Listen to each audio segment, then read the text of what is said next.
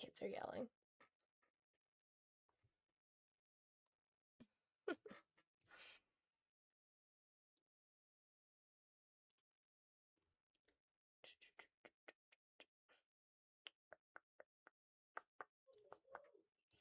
I need to pop that out before I forget. Put you right here. Okay. Open. Yes. Oh, I need to put those back. Yep.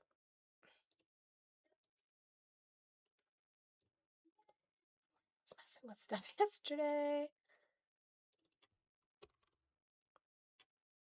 Why? Why?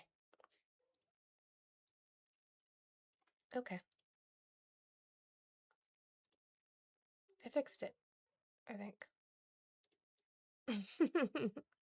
Hi, Justin. Hi, Luca. Okay, that's done. That's done. I'm live on there. What else do I need to do? I forget the things I need to do. That one. Friday, and I can tell. So I'm ready to go.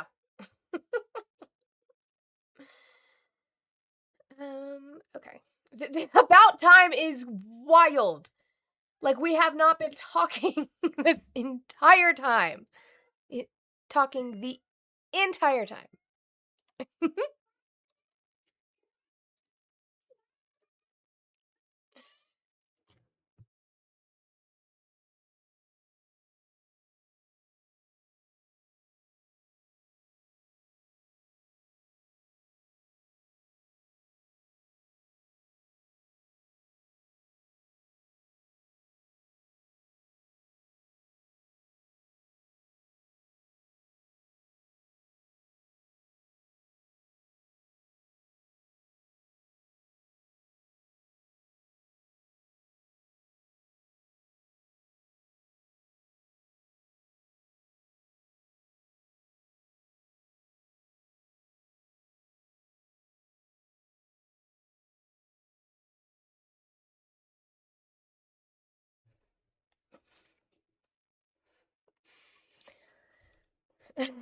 It's Friday. But I won't stop until Mia is mine. It's my song for Mia this morning.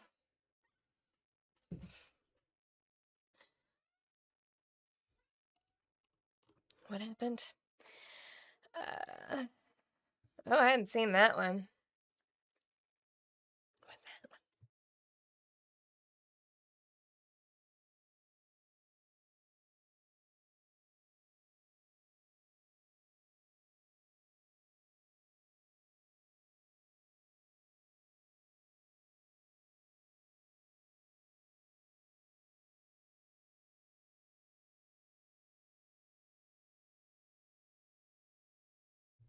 Oh, for the injured, yeah. No, I did see that. Never mind.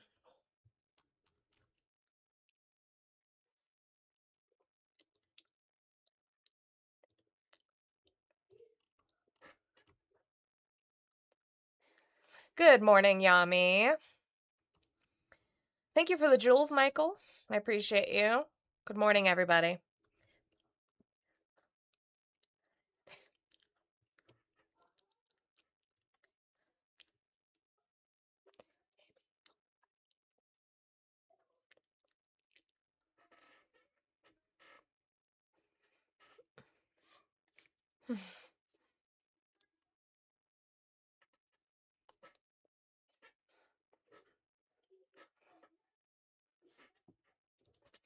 Guys, make sure we're tapping, doing all the good things as we get started. I'm not even in my own live on my backup. That's great.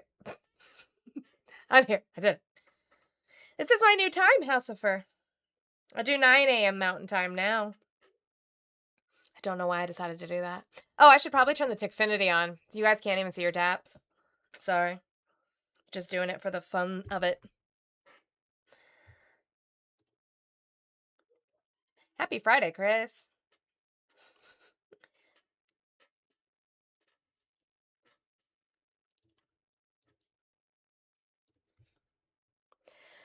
All right. Good morning. Good morning to everybody, regardless of your woke time zone. Happy Friday. Friday. Happy Friday.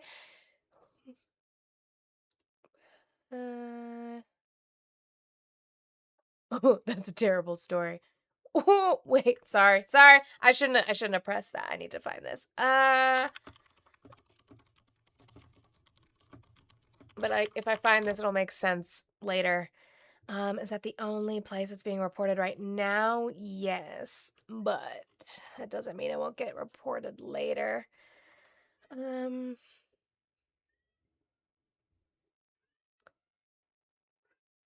My cat is yelling. All right, I'm gonna put this over here so I have it for later. Okay, all right, I apologize. Let's get started. Good morning, everybody. Happy Friday. I appreciate you guys being here. If you're watching over on TikTok, can we make sure that we are tapping that screen, please? You guys did so wonderful. What did we almost get? Like, we went... What were you guys at yesterday? Almost like 360,000, 350,000. You guys were really, really on it yesterday, and I appreciate that. Thank you so much for working your fingers or your auto tappers, whichever one you're doing. I appreciate it. So let's keep that momentum going and try to hit 300,000 again today. I'm on for 3 hours, so 100,000 likes an hour is our goal. If we get a little bit less than that, about 250,000, 220, I won't be mad. I won't be mad. Maybe. I don't promise anything. Share the live out. That means, especially on TikTok, repost now before I start bringing up news articles and videos onto the screen. TikTok has a big issue with that, so repost right now. Hit the share arrow and then hit the repost button. I did a red lip for Friday. And repost it now. What else do you need to do? Add it to your story and share it to 5 of your friends. If you have a bunch of group chats like I know I do with the same, 12 people, we have 4 different group chats of the same people. Send it all out. Send it out there. Why not? That's how we do it. We bug each other and we share it out to support all of the people in our community. So share that live out for me. I would appreciate it. Do your daily heart me if you have not done so. That daily heart me does give you access to stickers in the chat that you can use. We've got lots of fun ones, funny ones of my face and things that people have made for me and things that we talk about in this community quite often. So I'd appreciate if you do that daily heart me. It's going to be that heart right next to my name because obviously you're following me already and your heart should not be gray or else what are you doing? I'm so disappointed in you. Let's work on the gift goal. I have the little roses goal up here. Let's start working on knocking those little gifts out. And guys, I do have one more gift. It's Friday. I have one more gift left in my gift gallery, and it is a big one, and I understand that. It is the Flying Jets.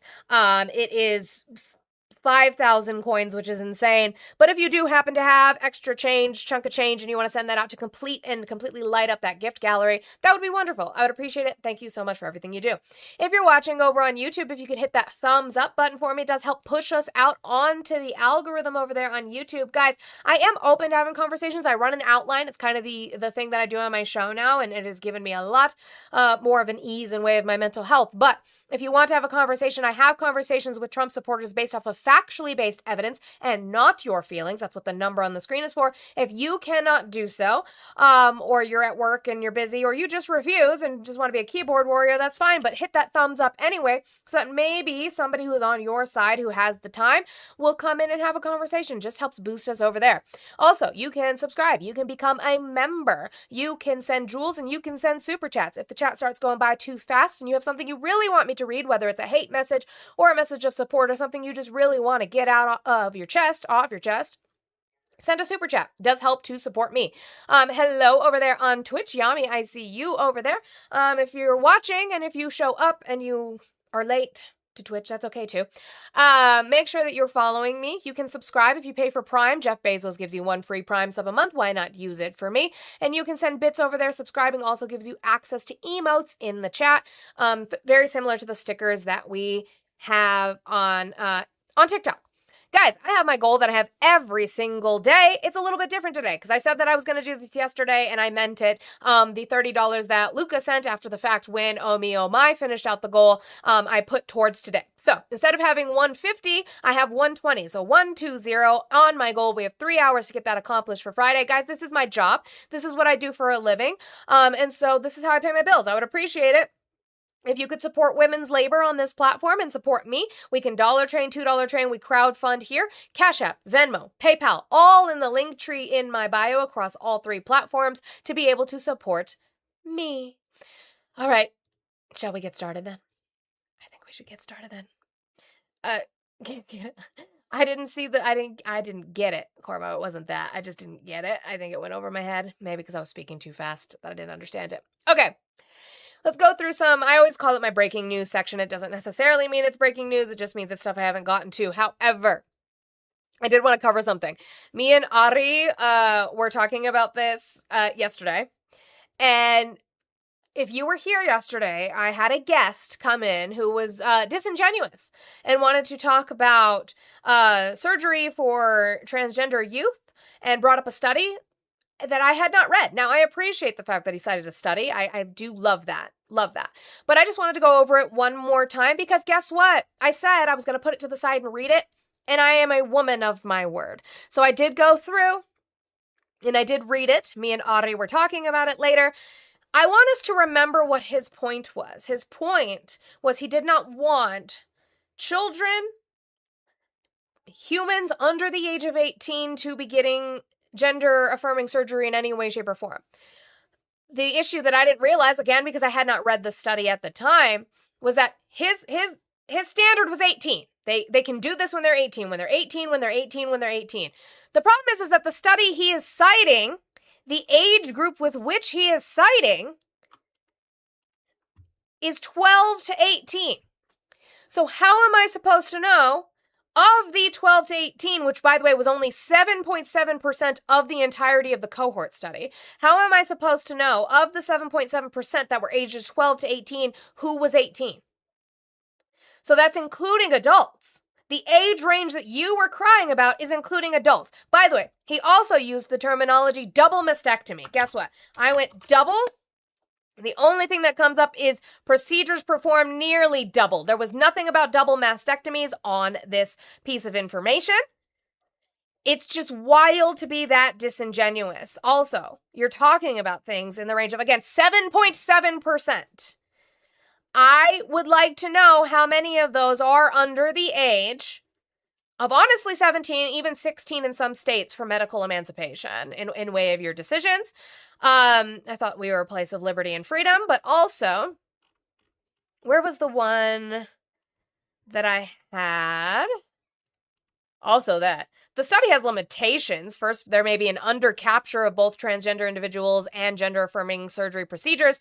In both data sets analyzed, gender is based on self-report. NIS specifically makes notations of procedures that are considered inconsistent with a patient's reported gender. Similar to prior work, we assumed that patients with a code for gender identity disorder or transsexualism, along with a surgical procedure classified as inconsistent, underwent gender-affirming surgery. What's funny is the conclusion is what they don't like, right? The rapid rise in the performance of gender-affirming surgery suggests that there will be a greater need for clinicians knowledgeable in the care of transgender individuals and with the requisite expertise to perform gender-affirming surgery procedures.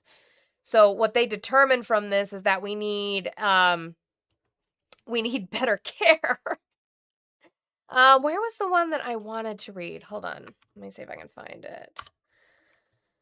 Oh, no, it's going to be too many. I have it with me in Ari, but I want to have it here so I can show you the page or the particulars, because even then, just proving our point about gender identities specifically, I swear it was in that age range portion. By year, this one's... Hold on, give me a second, because I want to find it, because we're genuine here. By age. This was that one. Remember, and this, by the way, this study was 2016 to 2019, inclusive. Oh, this is the one right here.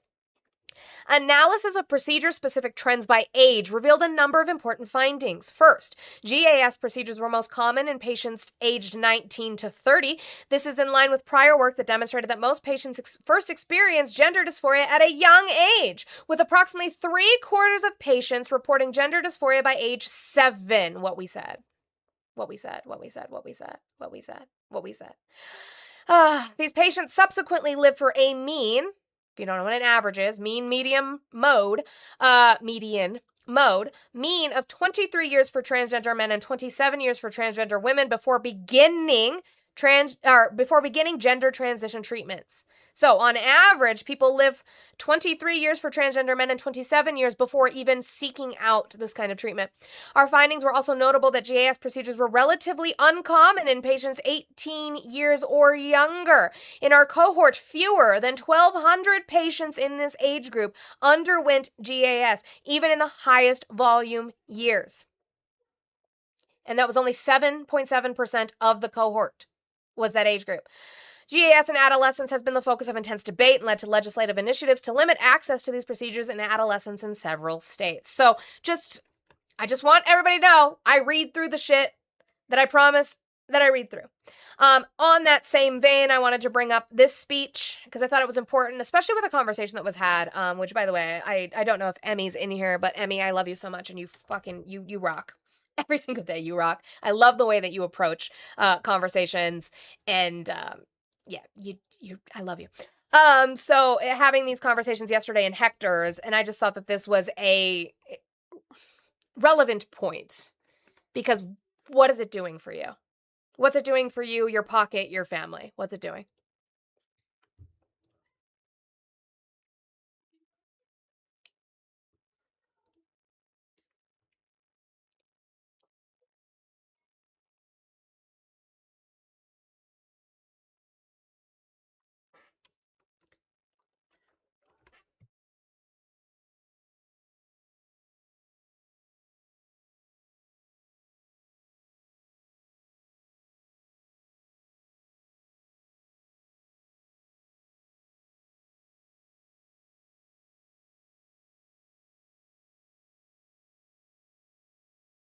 You guys can't hear the video. You're right. You're right. You can't. You're totally right, Mama B. I'm sorry. My fault. High school transgender athletes participating in high school competitions. This is not a real issue. This is not an issue that impacts any American in a significant manner, right? It is a clearly purposefully concocted narrative that was focus tested by the Republicans in an effort to make that the key fixture of American politics. Well, Donald Trump did it. He banned transgender athletes. Did that help you? Do you feel better now? Do you feel like your life is improved in any significant manner? Of course not. Because it was always bullshit. It was always a fucking distraction. A very violent one for the tiny minority of transgender people. It's horrible for them. But it's not good for you. High school trans. How did him doing this benefit your life in any significant way? Is it helping you pay for your bills? It's helping you pay for your kids' college? Is it helping you save for a house, even though the average age to be able to own a home, your first home, is going to be 40 now, which at that point we're not calling it first home, right? When I was growing up, I used to remember, like, my parents would talk about it, and other people would talk about it, like, oh, what's a great starter home, right? Now we're getting to a point where your starter home's going to be your forever home because you're not getting a home until you're 40. So maybe worry about that and stop worrying about a minute percentage of the population that just want to live and be left the fuck alone, who actually don't affect you in any way, unless you have some dark skeletons in your closet that you need to talk about, which, baby, I don't get paid enough. Talk to a therapist for that. Or one of my wonderful, wonderful friends on this app, Lainey or Emmy, somebody along those lines. Have a conversation. All right, moving on. I just want to get that out there, just to show you. I do read these things when they do it. Sparky, my parents' first home, which ended up really being their only home because they went to renting. My father died. We went to renting, and then we all bought a house together. Me, my brothers, my husband, my mom. But the home that we lived in, my childhood home, they bought for $165,000. Yeah, $165,000. A 3-bedroom, one and do you call it a half bath? It's not even a half bath. It's like a quarter bath. because it's got the sink in the toilet. 165,000. Wild. Wild, wild, wild. Anyway, moving on. State Department map of Africa mislabels every country at AIDS conference. A U.S. government map of Africa mislabeled every country during a State Department presentation at a global conference taking place in Brazil this week, causing a stir among attendees who took screenshots and posted them online. Reuters viewed a video of the presentation given at the AIDS 2026 conference in Rio de Janeiro, which shows the errant map displayed halfway during a presentation about the State Department's new health agreement. So what I'm going to do is I'm going to do the PBS reporting on it because it was pretty funny. It's a short video, but it was pretty... What are we doing? The State Department says it... No, I saw it on my feed, Ari, and then I saw everybody start blowing it up in the Discord servers, and I was like, wow. The State Department says it takes full responsibility for hastily altering and then presenting a map of Africa at a global AIDS conference that mislabeled every single country it highlighted. Attendees shared photos of the incorrect map online. Coastal countries like Nigeria, Mozambique, and Cote d'Ivoire were all landlocked and in the wrong locations. Other countries' borders were misrepresented. An analysis by Reuters found a watermark in the map image that suggests it was made with OpenAI. The State Department said, God fucking damn it! Okay. Let me bring up the... Before I rant, let me just bring it up again. We're not going to get rid of AI. I understand that. Okay? There are tools that within AI that can be used that are beneficial to American society, to society in general. Why the fuck wasn't there a human to double check the shit that was output from OpenAI? Why didn't you just have somebody check it? Why? This is my problem with AI. Not only in the artistic space, which I could talk about in way of music, in way of art, pisses me off. Don't fucking use it for music and art. How about that? Because all you're doing is taking from other people's work to create something to then use. Don't like it. Don't like it. RJ, how are you? Oh, you said I'm better than you. Okay, I thought you were saying you were better than me, and I was like, you have a grayed out heart. Don't start with me. RJ, I love you. Is Jamie okay? Because we love Jamie here. Just have a human double check it. But in way of, obviously, music and art in way of AI, which I push to the side as a complete no-go for me. 0%, absolutely the fuck not. My issue is that it creates a lazy society. You guys want to sit here and call the poor people who need benefits lazy for not being able to afford life even though they're working. But you don't want to say that this is lazy? You guys are lazy. You are lazy. When you guys give me answers that are sourced, it's ChatGPT, it's fucking Grok, it's fucking OpenAI. Those are not sources. That is a culmination to give you easily digestible information, but you're not citing the sources. As somebody has pointed out in either my Discord or on YouTube, they said that I specifically, when they are looking at stuff through AI, they specifically ask for it to cite the sources, and I appreciate that. But you're going an extra step above what anybody else is doing, apparently including our own government, the State Department. You want to use it? I guess burn our earth to the ground and use it. But can you at least have a human make sure that shit is right? It's so fucking lazy. It's so fucking lazy. That shit pissed me off. It pissed me off so bad. Anyway, back to... Oh, by the way, as PBS pointed out, they take full responsibility. The State Department said, yeah, we did that. That was us. Totally us. Totally us. Okay. Let's go to this unfortunate shit. Lawyer for GOP Representative Max Miller's ex-wife, so the lawyer of the ex-wife, files for a restraining order as abuse allegations against the congressman's swirl. The ex-wife of Republican Max Miller asked a court Thursday to issue a restraining order blocking the two-term Ohio congressman from contacting her lawyer as her allegations that he assaulted her, which Miller denies, continue to plague his contentious re-election campaign. In court filings, ex-wife Emily Moreno alleged that Miller has repeatedly had physical and verbal altercations with her attorney, Andrew Zashin, after recent court hearings in an ongoing custody battle. The pair already have court-ordered restraining orders against each other. They share a young daughter after a brief marriage that began in 2022 and ended in 2025. Now, what it hasn't pointed out yet that Emily Moreno is the daughter of current Senator Bernie Moreno. Bernie. Remember, he's getting all this coverage now because he used fuck in Congress when he spoke to Fauci.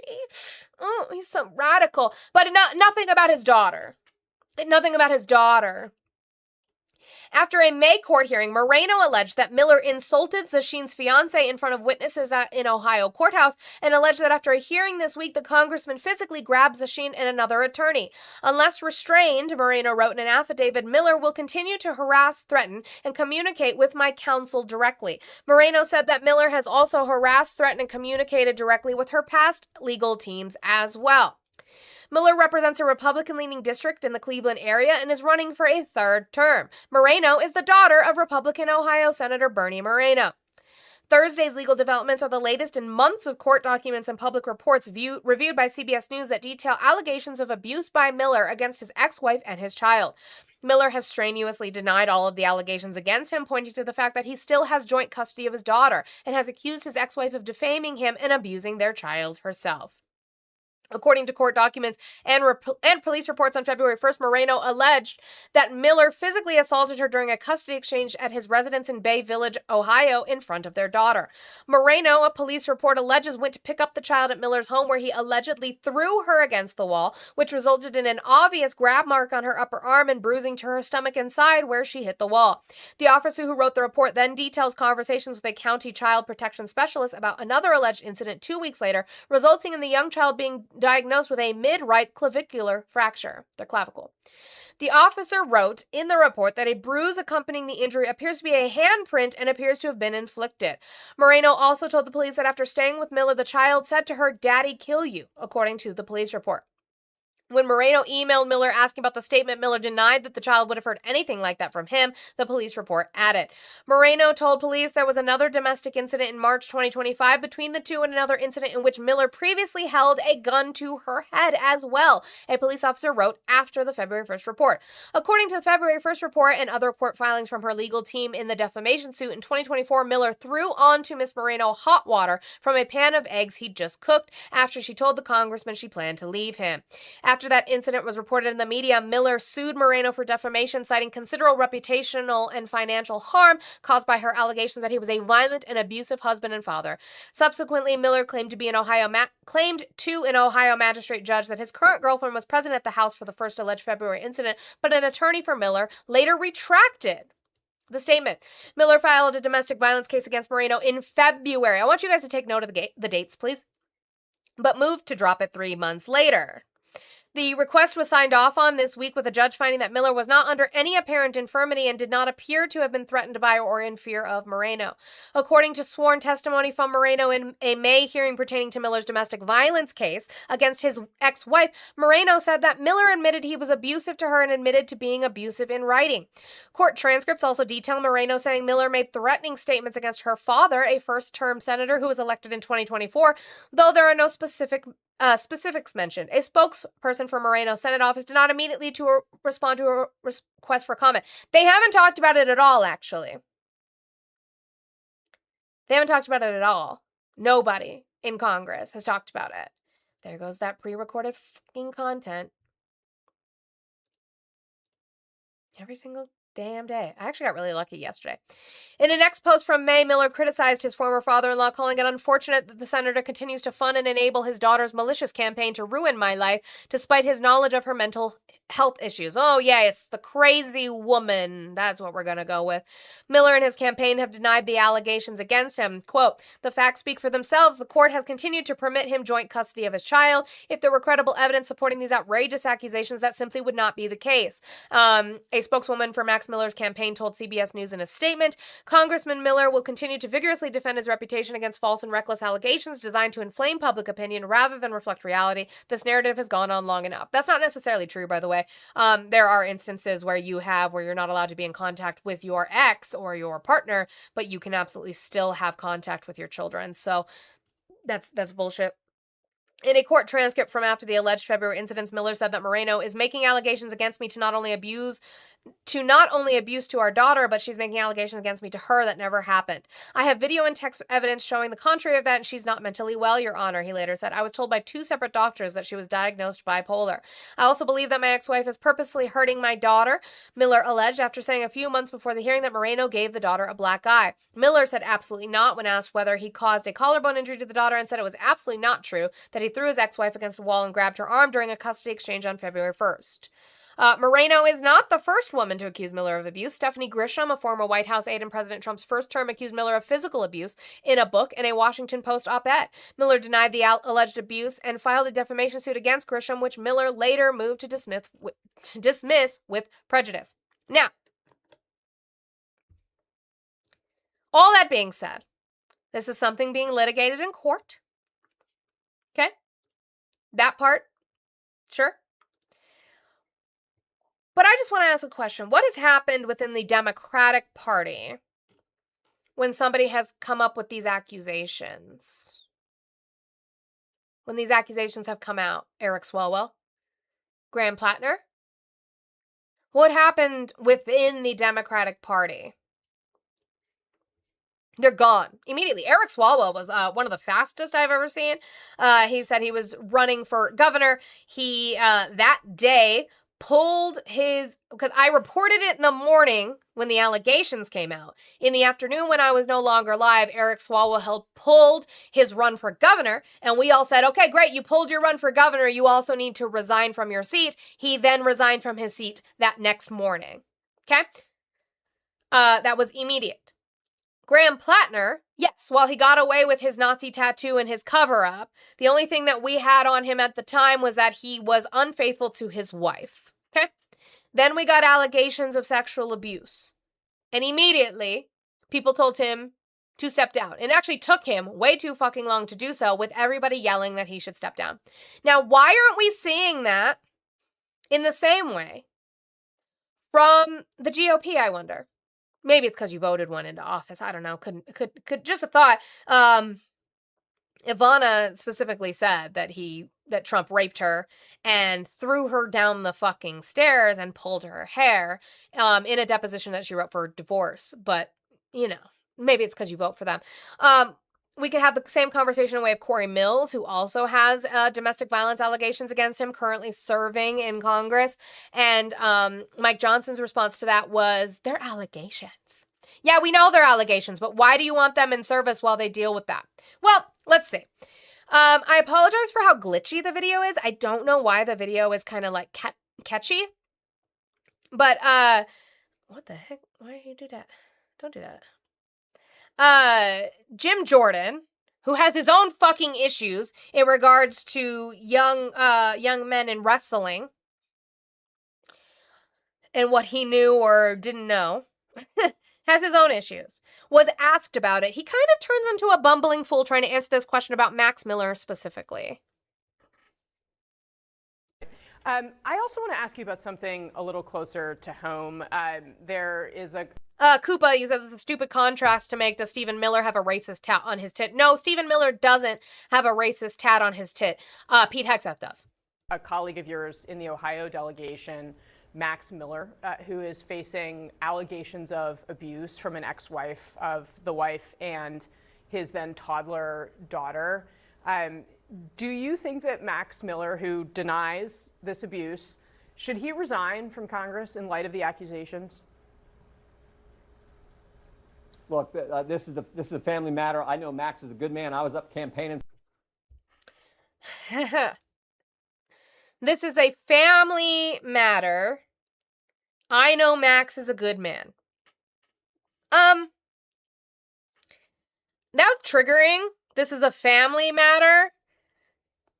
Sounds very much like when domestic violence was not something that was prosecuted or charged because it was within the family, or marital rape.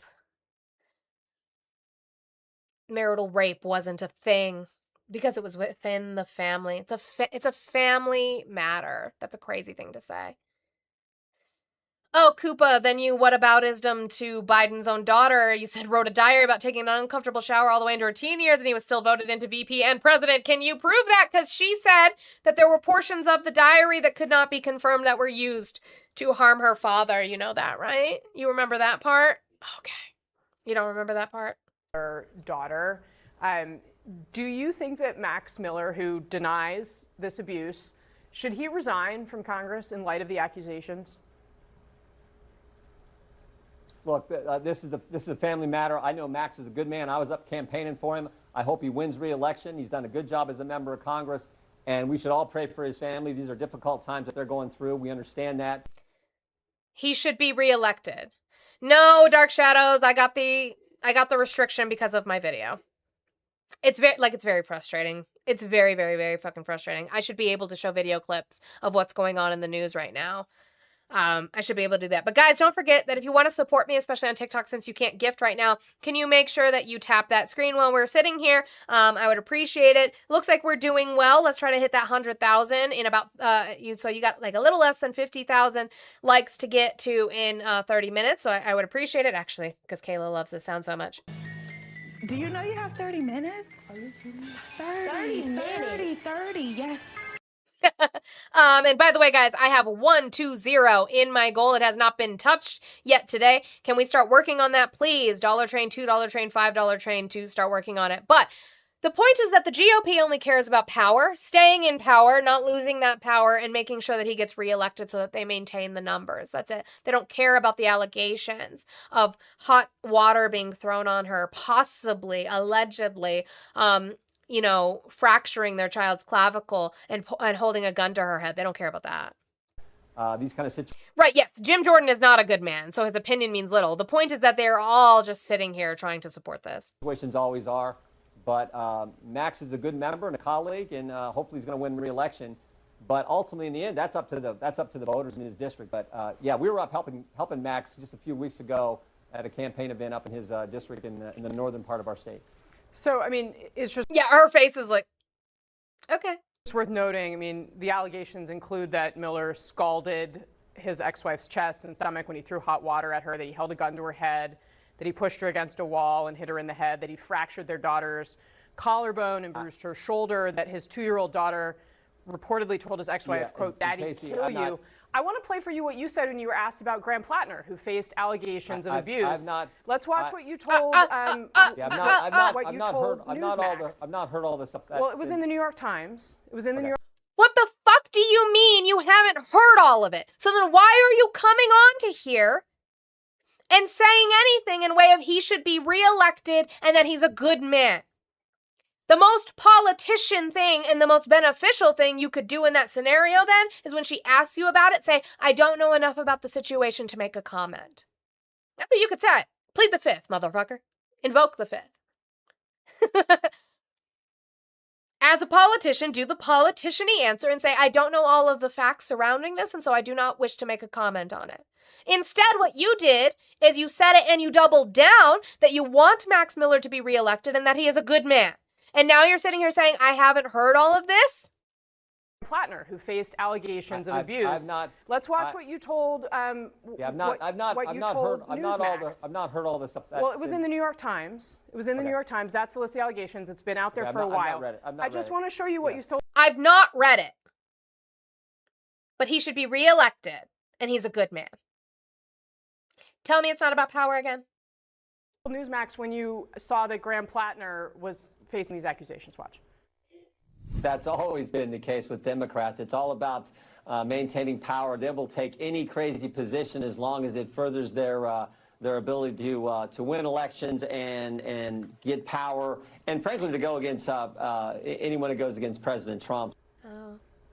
Why does that not apply here to Republicans who want to keep power in the seat? Well, I don't know the context of the question I was asked about Mr. Plattner, but my guess it was about all the ridiculous positions he's taken. The banner It was there about says his Plattner's ex-girlfriend anti-Israel, accuses him the of abuse. The Nazi tattoo and everything else. She says the banner underneath says Plattner's ex-girlfriend accuses him of abuse. And your response to that was to say that the Democrats, for some reason, promoted him knowing this information, which is not true. As soon as everybody found out, they told him to drop, which he did, myself included. And you said that the Democrats wanted to maintain power, and yet here you are, openly admitting that you have not read the information on Max Miller, but he needs to be reelected and he's a good man. Yeah, well, I don't know. I didn't answer. I don't know that I answered that question. I think I was dealing with just who he was as a candidate and the crazy anti-Semitic, anti-Israel, pro-Nazi positions that he has taken. I think is evidenced by the fact that he had a Nazi tattoo on his chest. All right, Congressman Jim Jordan, thanks for spending some And time. frankly, it wasn't me that kicked him off the ballot. It was the Democrats. All right, fair enough. I know! Why did we kick him off, bitch? It wasn't me who kicked him off the ballot. It was the Democrats.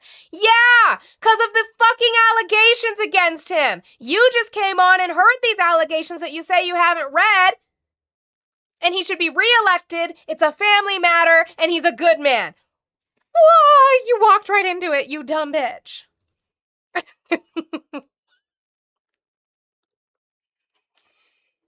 It wasn't me. It's funny because she was going to let him off the hook. She was going to let him off the hook. She was going to say, well, thank you, Jim Jordan. We appreciate having you. Have a great rest of your day. And he chose to insert himself and say that it was the Dems who removed him from the ballot, not me. Just making it worse for yourself. Well, it gets worse for the GOP, as we know, because the GOP is gross. 2 in 3 MAGA voters say they'd support GOP candidate accused of sexual assault. More than half of MAGA voters say they would support a Republican candidate accused of sexual assault, according to a new poll. In a recent political poll, 66% of MAGA voters who cast their ballot for President Trump in his last contest for the White House said they would back a GOP candidate even if, quote, a former partner has accused the Republican candidate of sexual assault, rather than support the Democratic candidate in a hypothetical congressional race. Now, am I shocked by this? No, because you guys voted for fucking Trump, who literally had 27 other allegations on top of the civilly liable sexual abuse case against E. Jean Carroll, on top of his video in regards to, the Hollywood Access tape, where he admits that he moves on them like a bitch. He just starts kissing them. He doesn't even wait. And when you're a star, they'll let you do it. You can do anything. Grab him by the pussy. On top of his interview with Howard Stern. What else? What else do you want to add to that? Oh, on top of his ex-wife's deposition in regards to their divorce, where she said that she was thrown down the stairs, grabbed by her hair, and raped. On top of that, we know who you'll vote for. Koopa. Being liable doesn't prove guilt. Duh, because it's a civil court, not a criminal one, but that's insane. Would you, if somebody, I took this from Emma. I can't lie. I stole this from Emma, but I thought it was brilliant. Koopa. MAGA. If someone was found civilly liable for raping a child, would you let that person watch your kids? It's just a question. I need to do a new gift. Sorry. Doesn't matter because I can't fucking saying he would date a 10-year-old in 10 years. Yeah, what else do you need? I'm not shocked by this.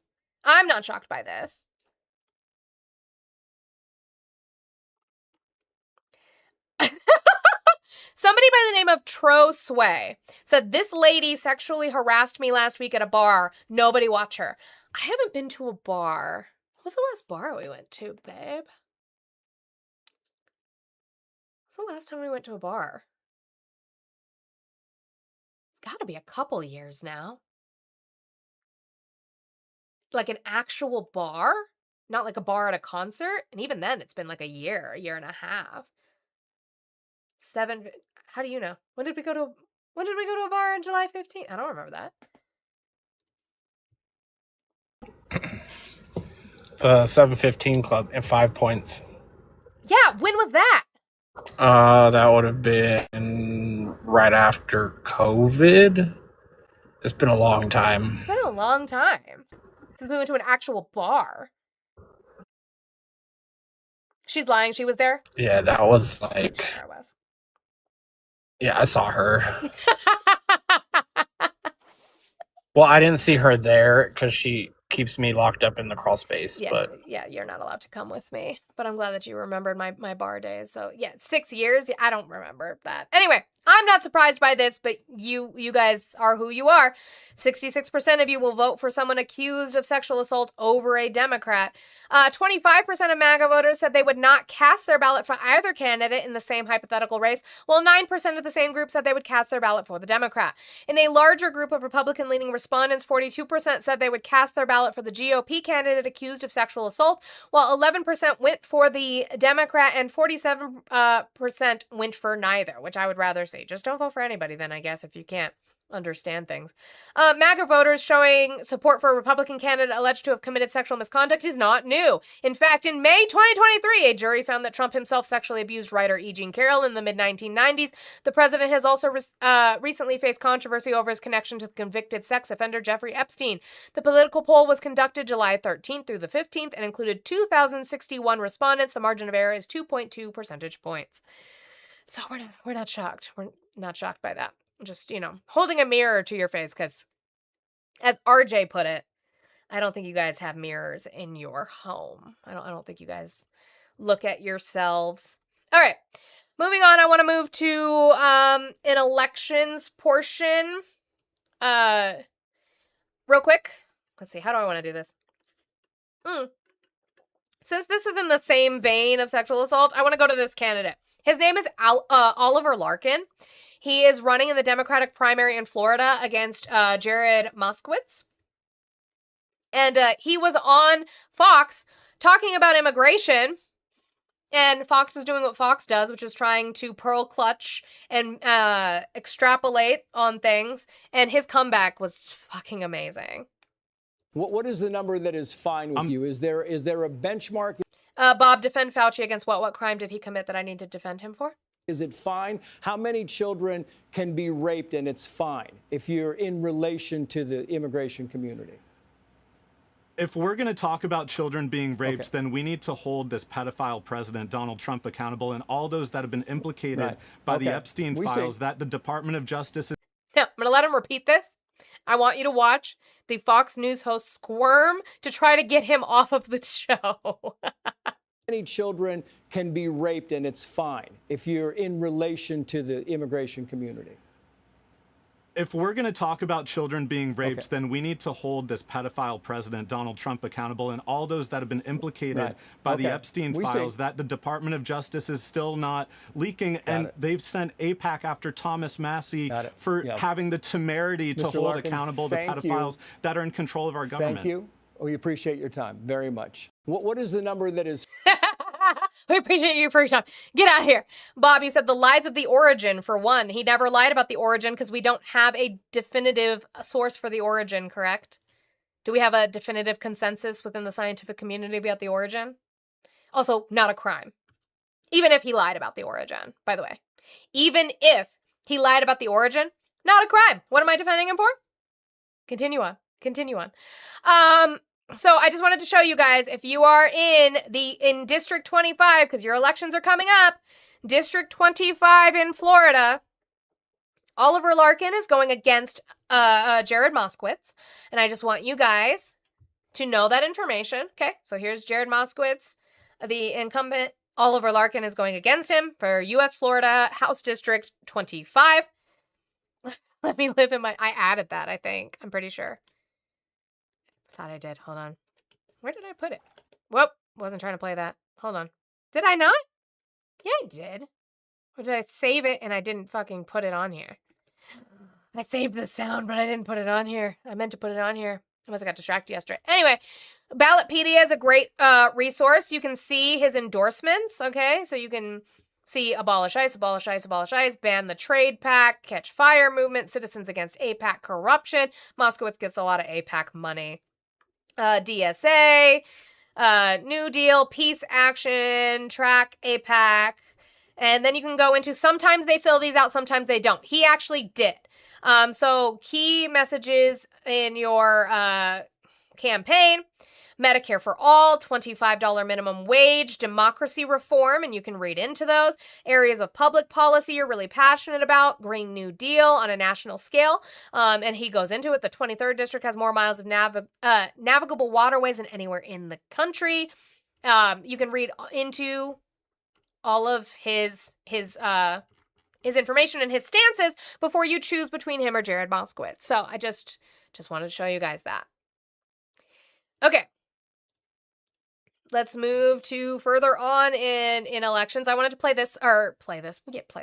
show this poll, which I've acknowledged multiple times. I don't know how many times I have to acknowledge it. But this is our good boy Red Bull Golden Retriever Harry Enton with a poll about voters favoring Voto ID. Now, I've said this before. Yes, a majority of voters, regardless of political party, are in favor of voter ID. Not the SAVE Act, as somebody once told me. Somebody told me that a majority of people are in favor of the SAVE Act. That is incorrect. In favor of voter ID, yes. The SAVE Act, no. And as we've said, just make it free and we won't have a problem. Yeah, overwhelming support for it. We've spoken about it before, and the polling really hasn't shifted all that. Hey, you guys slowed down on your tapping. We're not going to make it. You have 10 minutes. 10 minutes to get 100,000. You can do it. I believe in you. Do it. That much, and you can just see it right here. Okay, so we're talking about voters favoring photo ID to vote. Among all voters, we're talking 77%. And this is uniform, basically, or universal, I should say. Universal. Democrats, 62%. Independents, 77%. Republicans, 95%. This is something that is popular across the political spectrum. It is a rare thing that is popular across the political spectrum. When it comes to voter ID, the voters are with President Trump on this, whether they're Democrats, independents, or Republicans. Overall, very clear. We're talking about 3 in 4 overall who support the idea of photo ID. And again, he's citing a Fox News poll, right? Remember that although he worked for CNN as their polling analyst, his source here is going to be Fox News. Duh, that makes sense. Not shocked by that.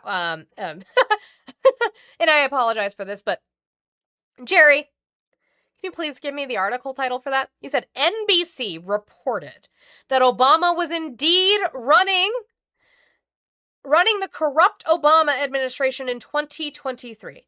NBC reported that Obama was indeed running the corrupt Obama administration in 2023. Can I please have the headline to that from NBC News, please? Jerry? Please? I shared the source. No, you didn't. Oh, former President Barack Obama quietly advised the White House over the past 5 months on its strategy to address artificial intelligence, engaging behind the scenes with tech companies and holding Zoom meetings with top West Wing aides at President Joe Biden's request, according to aides to both men, explained the NBC News report. Bro. You think that means he was running the government? Because President Biden, who was his former fucking VP, and they're really, really close advisors, you really think that that means that he was running a corrupt Obama administration in 2023 because he was advising them on artificial intelligence and tech? Are you okay? I'm not okay with illegals voting. They do not in a percentage that would overturn an election because they're not allowed to. Oh my God, I have crabs. Thank you, Peter. I wasn't sure if I was going to get crabs for Friday, and I would have been sorely disappointed. I needed crabs every single day of this week. What was I going to do with myself? Yeah, I didn't know consulting was a crime. I didn't know that either. Get a license vote. 6,600 in Jersey. Bob! Please call in, Bob. Can you please call? I would love to have this conversation with you about New Jersey. 6,600 did not vote. 6,600 were registered to vote by a glitch within the machine system after they themselves self-said that they're not eligible to vote. And 400 did vote, which was like 0.0009% of the vote.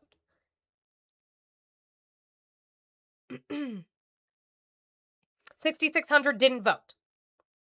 6,600 were registered to vote by a glitch in the machine. You want to talk about it? You want to call in the number? It's on the screen. 509-795-0412. No? Okay. That's what I thought. Let's go back to this then. Order to vote. Even 62% of Democrats show an ID when you show up to vote. Now, showing a very specific ID when you register to vote, proof of citizenship like a passport, birth certificate, or real ID, which not every state has. How do voters feel about that? Yeah, okay, so I think this might be a little bit more in the eye of the beholder. Johnny and I were talking about this. So document proving citizenship to vote. What you can see here. That's what they found so far? Okay. Sweetie. 6 years! It's been 6 years! Is, again, it's clear the majority are for it. The majority are with President Trump here. We're talking about 54% of Americans. We've seen this in poll after poll after poll. It is lower than the voter ID, but it is clear. You get that 54% who support it. Hey, having a document to prove citizenship to vote.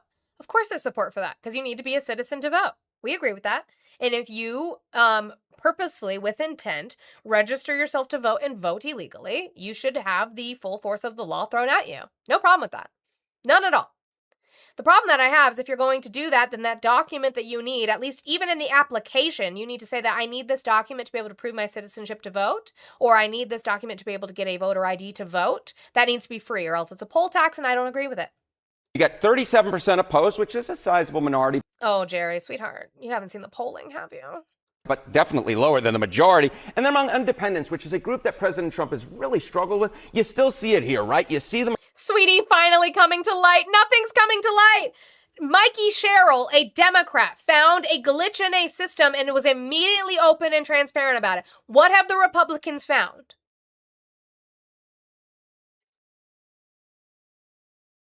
I need a cricket sound.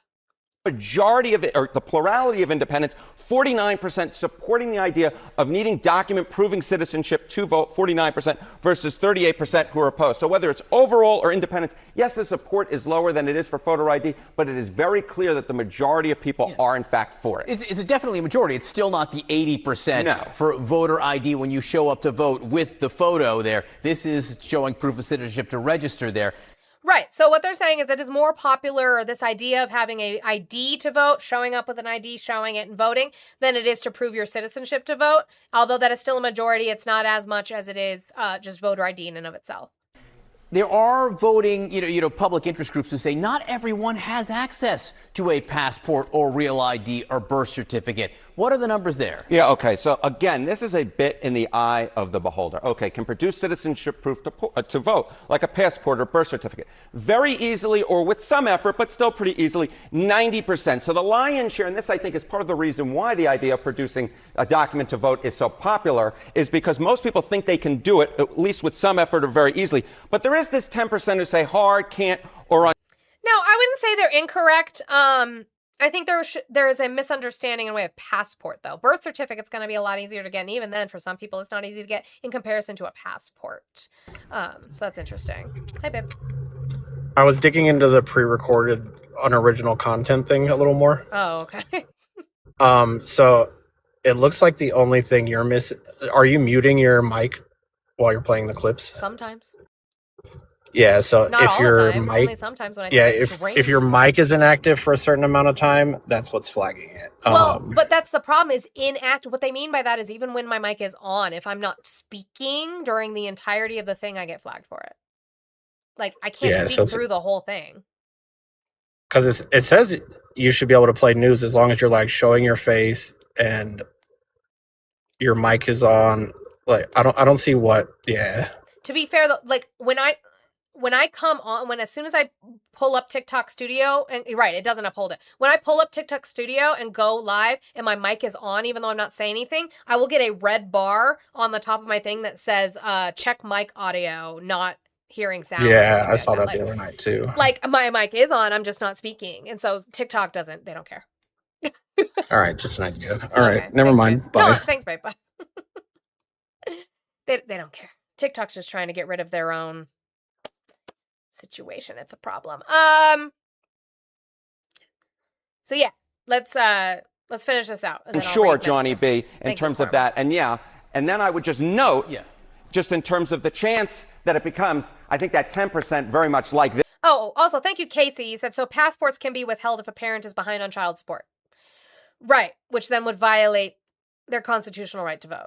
This number, though, because the chance that the SAVE Act becomes law before January 4th, 2027, it's just a 7% chance. Just a 7% chance. So the American people are with it, but it's unlikely going to happen.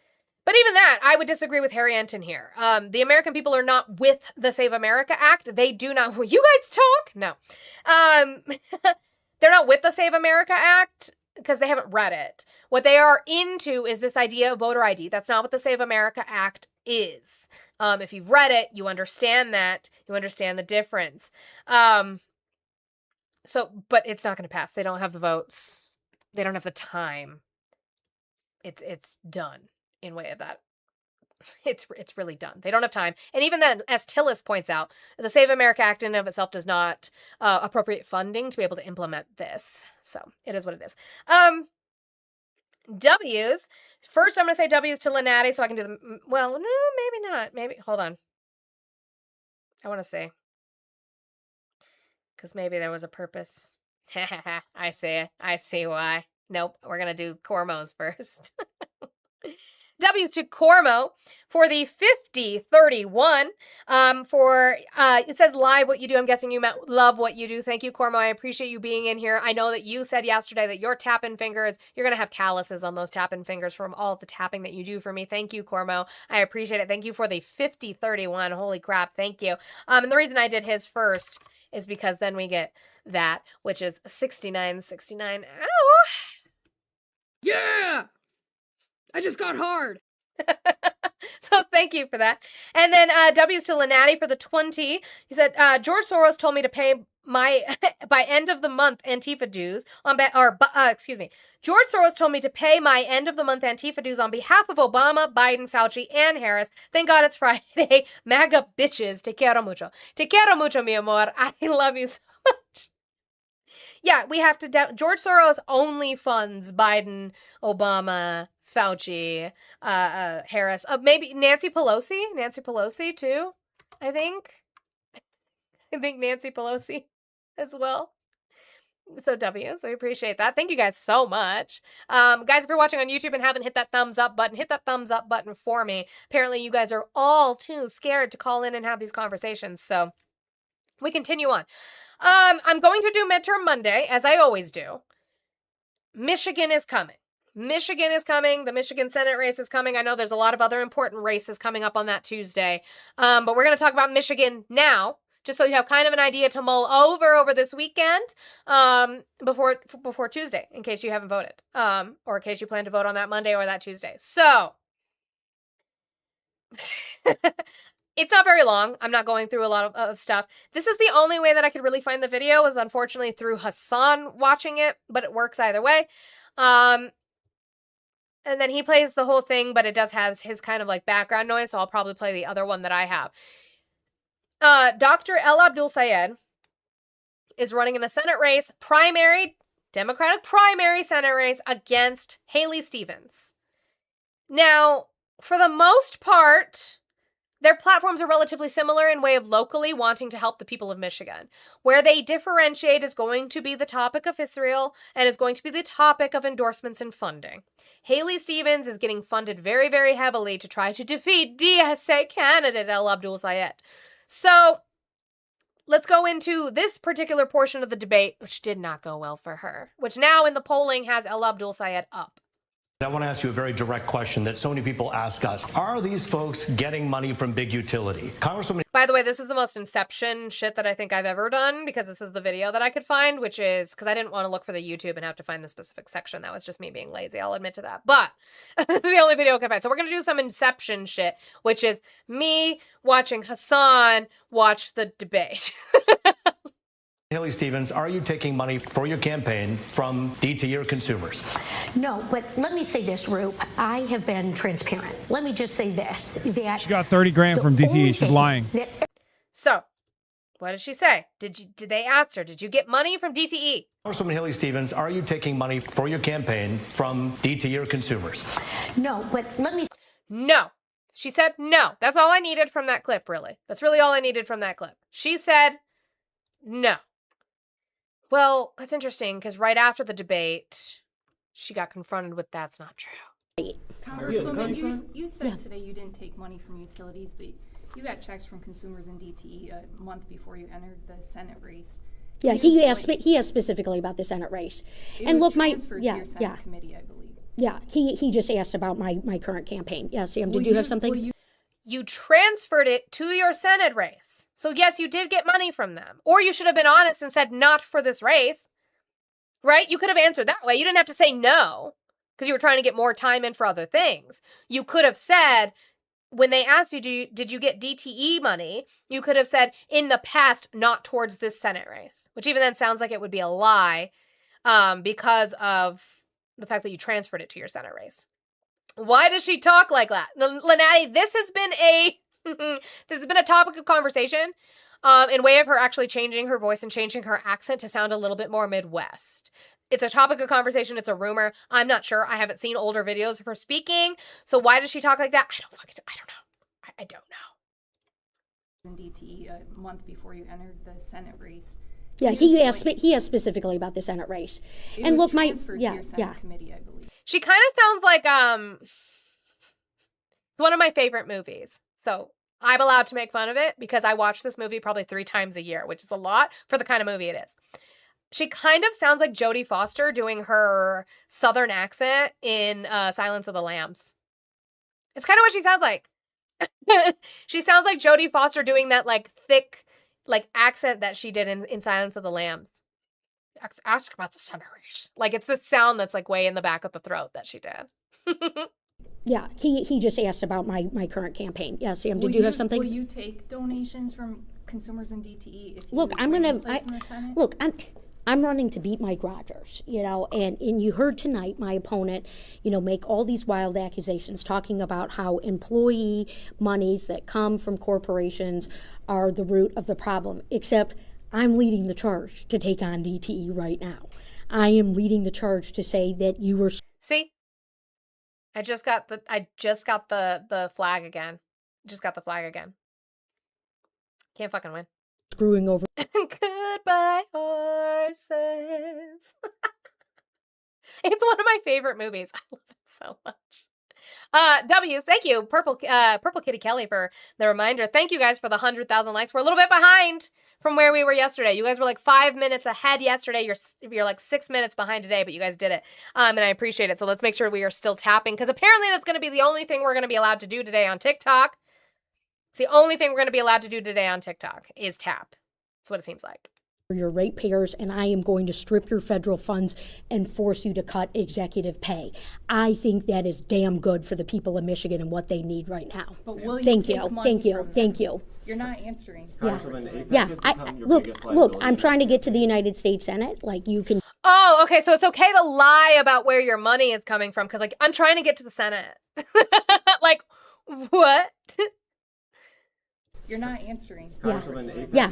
Look, I'm trying to get to the United States Senate. Like, you can keep pushing me.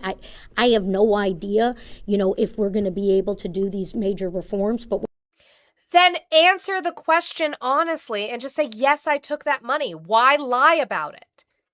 I'm trying to get to the Senate. Okay, then be honest. Get to the Senate by being honest. This is one of her biggest issues that she has. I'm not sure about how Michigan leans in that way, so that'll be a thing. But again, from the polling that I'm seeing, they're points within each other, but Abdul Sayed has taken the lead on that. But specifically in questioning in regards to aid to Israel, does she think it should be conditional? The Mouthy Christian one, thank you so much for the finger hearts. I appreciate working on those finger hearts while we have gifting. And then he said, should we give her an Oscar for her accent? Yeah. Did Jodie get an Oscar for that role? I don't think did she get an Oscar for that role? You can get to the Senate being honest. Well, maybe not, Shanti. Maybe you're right. Maybe you can't get to the Senate by being honest. Do you think there should be Oh, I hate why this one was so loud. I apologize. I forgot how loud this fucking one was. conditions on the aid the United States sends to Jerusalem and Tel Aviv? Absolutely not. I'm not for conditions, particularly in this circumstance. That's what detractors of Israel are pushing for. You don't want to condition the aid to Israel to ensure that they stop bombing children? Okay.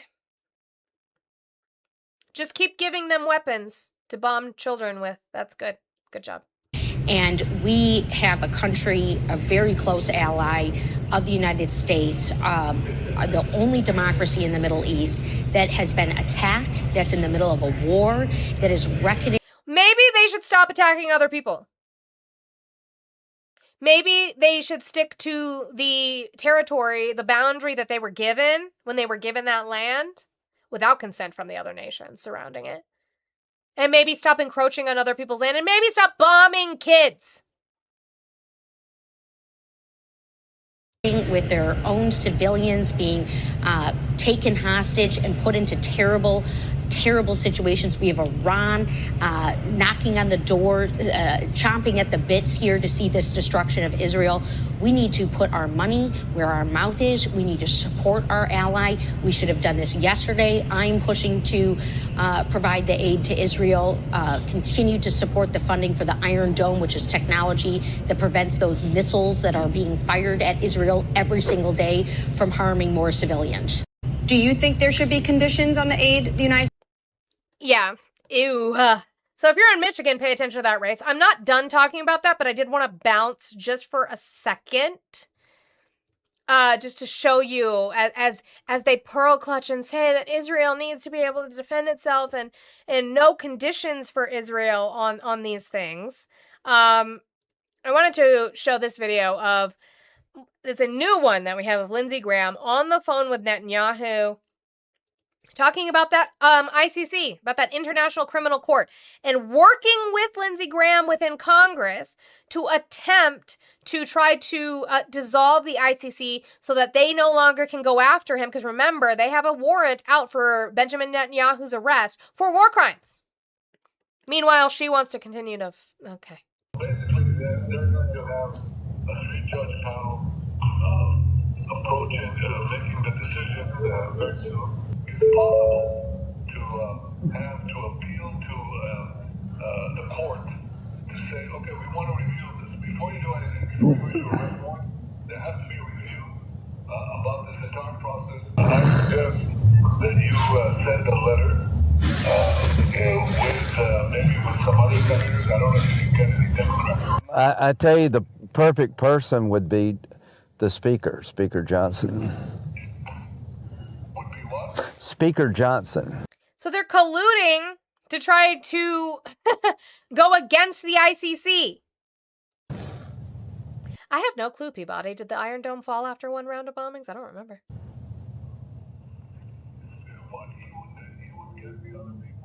No, to have him on the letter.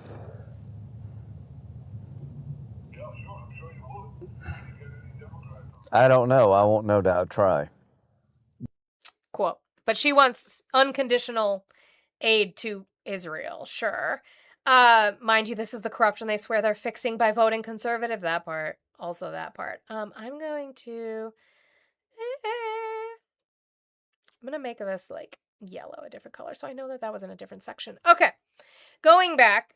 I wanted to play this. This was Mehdi Hasan and Hasan Piker. Yes, he's wearing the outfit. Can we please not focus on his clothes and actually focus on the conversation? Please, can we do that? Why would you record yourself colluding? I mean, who was going to tell him no? Like, what kind of accountability was he going to have? But this is Mehdi Hasan and Hasan Piker talking about the race in Michigan specifically. Abdul El-Sayed in Michigan, running a very progressive insurgent campaign in the Senate Democratic primary there in a key swing state. You've been stumping hard for him. You've campaigned for him. You look at the polls this week, Hassan. The polls are interesting. They're kind of all over the place. You have a Detroit News poll that shows Haley Stevens, the centrist establishment pro-Israel candidate, the sitting congresswoman, at 48%, and Abdul El Sayed at 41%. And then you have a Data for Progress poll that has, I think it's an internal Abdul poll, which shows him at 54% and Stevens at 41%. How are you reading these mixed polls? Are you worried? So both of those, no, I'm not. Both of those polls are technically should be read as internal polls. So the Data for Progress comes from, I think, a super PAC, and the Detroit one, the Glengarriff one, is actually a poll that has overestimated Haley Stevens' chances the entire time and actually endorsed Haley Stevens. So I think that's a good point. We say that with polling. Look at the source. Where is the poll coming from? What is the methodology that was used? What is the amount that they surveyed or looked at? Where did the money come from for that poll? I think that that's totally fine to address. both are favorable polls to the respective partners. Having said that, I think what's more important than Poll Watch, which can show you the trend, is looking at the number of small dollar donations, looking at the on the ground excitement, and I think those are far better markers of who will inevitably win elections. At least in my experience, that's what it's looked like every single time. You don't think it's gonna be close? I think you heard it here first, folks. I think that this race will shock the world. Oh. Yeah, that's what I think. I mean, now I don't know if I would put that much into it. I think Hassan is going to be very positive on wanting to think that it's going to be an El Abdul Sayed blowout. I would prefer to see El Abdul Sayed. But well, yeah, Kayla, it wasn't about the suit looking nice. It's about what the suit looked like. Yeah, see, look, call me cosplayer. And then they don't listen to the video because they're just yelling about Kami cosplayer. I don't know that it'll be a blowout by any means, but I think when you start looking at, RTP has done a really good section on this as well, but when you start looking at these Senate races coming up in November, you're seeing a lot more movement than we thought we would see. I wish I had the information on it. There was, so Roy Cooper is like 9 points ahead in North Carolina, which is insane. Alaska is a lot closer than it was looking like it would be. Michigan is a lot closer than it's looking like it would be. So there are areas that are flippable. Now, again, I have said, and I will continue to say, if the Democrats win the Senate, they're not going to win it in which it will be like a slam dunk majority, super majority kind of situation. There's still going to be, the Senate is still going to be a battle, even if they take seats. But the fact of the matter being that it's possible for them to take seats is going to be a big deal. It is going to be a huge rebuke of the Trump administration, his cabinet, and what they are doing in his second term, if the Senate gets won by them in the majority at all. I still don't have a lot of high hopes for it, but the polling is interesting, is all I'm saying. Thank you for calling the stream. Can I get your age, state, and who you voted for? Hello, Timothy, New Jersey, and 35. I'm sorry, you said 35, New Jersey, and who'd you vote for? Oh, Trump. I thought you asked my name. No, you're okay. Why are you still supporting Trump?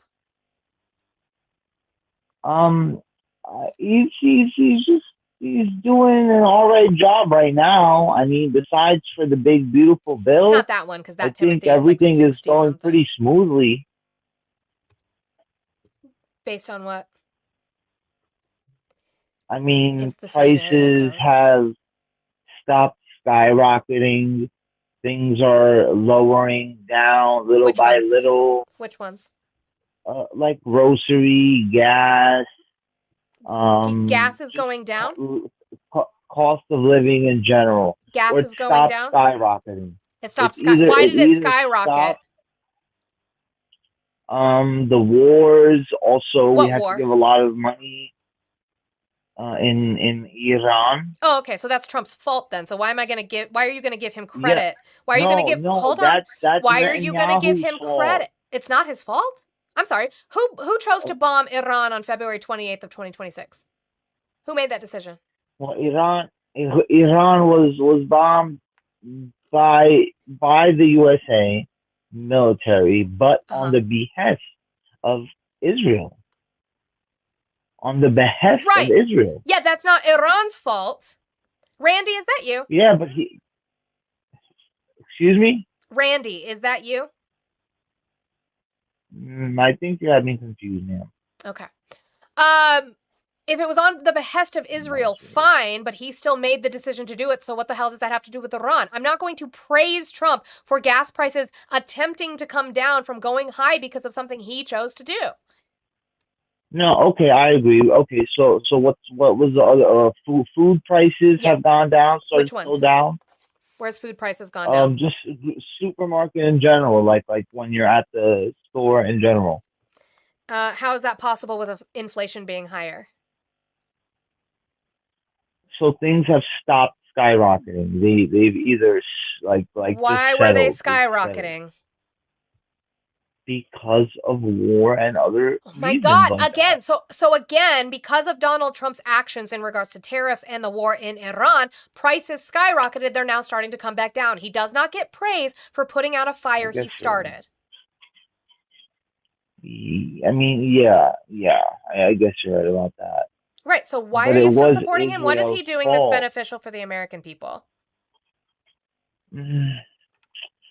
For American people, nothing, but for U.S. citizens, he is, I mean, I don't know, he's our strength. How? He gives me hope, Gives hope of what? like, for a better future. With what to end policy the is he going to bring a war. better future? Well, him and Netanyahu sick of each other. Him and Netanyahu, what? You cut out. I'm sorry, are kind of getting sick of each other. Uh-huh. So hopefully by the time he ends his term, we can change all the aid we give to Israel and all that stuff. What if the Republicans proposed in Congress to stop aid to I did. Israel? Yeah, of course. Have the Republicans proposed anything in the majority-held Congress to stop aid to Israel? No, but the newer generations and all this within the like on the America left, First. On the left. No, even on the right. I am part of a couple groups where a lot of youngsters, some even not even legal to vote yet, are on the right are advocating for this. To just break away from Israel and America First. You're Nazis. Do you like Nick Fuentes? Wait, excuse me? Did you like call Nick me a Fuentes? Nazi? No, I don't. What are these groups that you're a part of? Like Facebook groups. And you're talking to underage children in these Facebook groups as a 35-year-old man? No, it's just what they post and I read it. So you read the What things kind that of children sickness post. is this? I guess. What do you feel about the Jewish people as a whole? A lot of my friends are Jewish. But that's not what I asked you. Jewish people are good people just like any other people, and bad people just like any other. So what's your issue with Israel? Matter. What is your issue with Israel? The government. Okay, cool. Yeah, no, I agree. But Donald Trump is not getting sick of Netanyahu. He thinks he's in charge of Netanyahu. He thinks that Netanyahu will just go along with whatever he says. Those are the last things he said in a press conference. So where are they getting sick of each other? Oh, I was referring to the time he cursed at him and said he has to get out of Lebanon and stuff like that. Like it was at that time. And is that enough for? But that's not enough for President Trump. No, words to are separate. wind. We need action. Correct. Yes. So I don't see how that's going to be beneficial for the United States because we are still in cahoots with Netanyahu right now. Yeah, so that needs to be gone. Basically, the right that is growing for America First and to cut off all aid to Israel, where about 1 million settlers live free all day, no work, no nothing, just living off our tax dollars in kibbutzes and illegal settlements. Sure, And I harassing would poor agree with you on Palestinians. that. I would agree with you on that. I just don't. You said that Trump gives you hope for these things. I'm not seeing where that hope is coming from because he's not proposing anything like that. Oh, hope for America. Hope not for them, unfortunately. No, the hope for America would be breaking ties with Israel, and he's not doing that. Yes. I mean, do you know why America and Israel are in cahoots? Why? So ever since they unalived JFK and got What's your proof of that? LBJ in No, there, what's your proof of that? What's your proof of that? Mossad. Prove that the Mossad planned and I can't executed the prove it. assassination. Oh, you can't prove it. So I can't prove it, but I mean, just like 9/11, do you believe Mossad did not have a hand in 9/11? no, because there's no proof of that. Are you serious? Where's the proof? Show me the proof. Maybe I haven't seen it before. Show me the proof. Have you heard of the dancing Israelis, ma'am? No. Do you know who the Bilderberg Group is by chance? Yes, I've Of course heard you of do. Of course you fucking do. You are a fucking Nazi. You are a fucking Groyper. You do like Nick Fuentes. Stop. No, I still don't think it was Randy. Randy's voice is like lower. I still don't think it was Randy. Although it was the same area code. Because he didn't hit on me. And Randy likes to do that. God. I'm just going to use this. W's to Luca. Yes, the Build-A-Bear group. W's to Luca for the 20. Thank you so much. He said, for commie cosplaying supremacy. W commie cosplaying. Not only commie cosplaying, but also using it as a kick to get rid of the Nazi.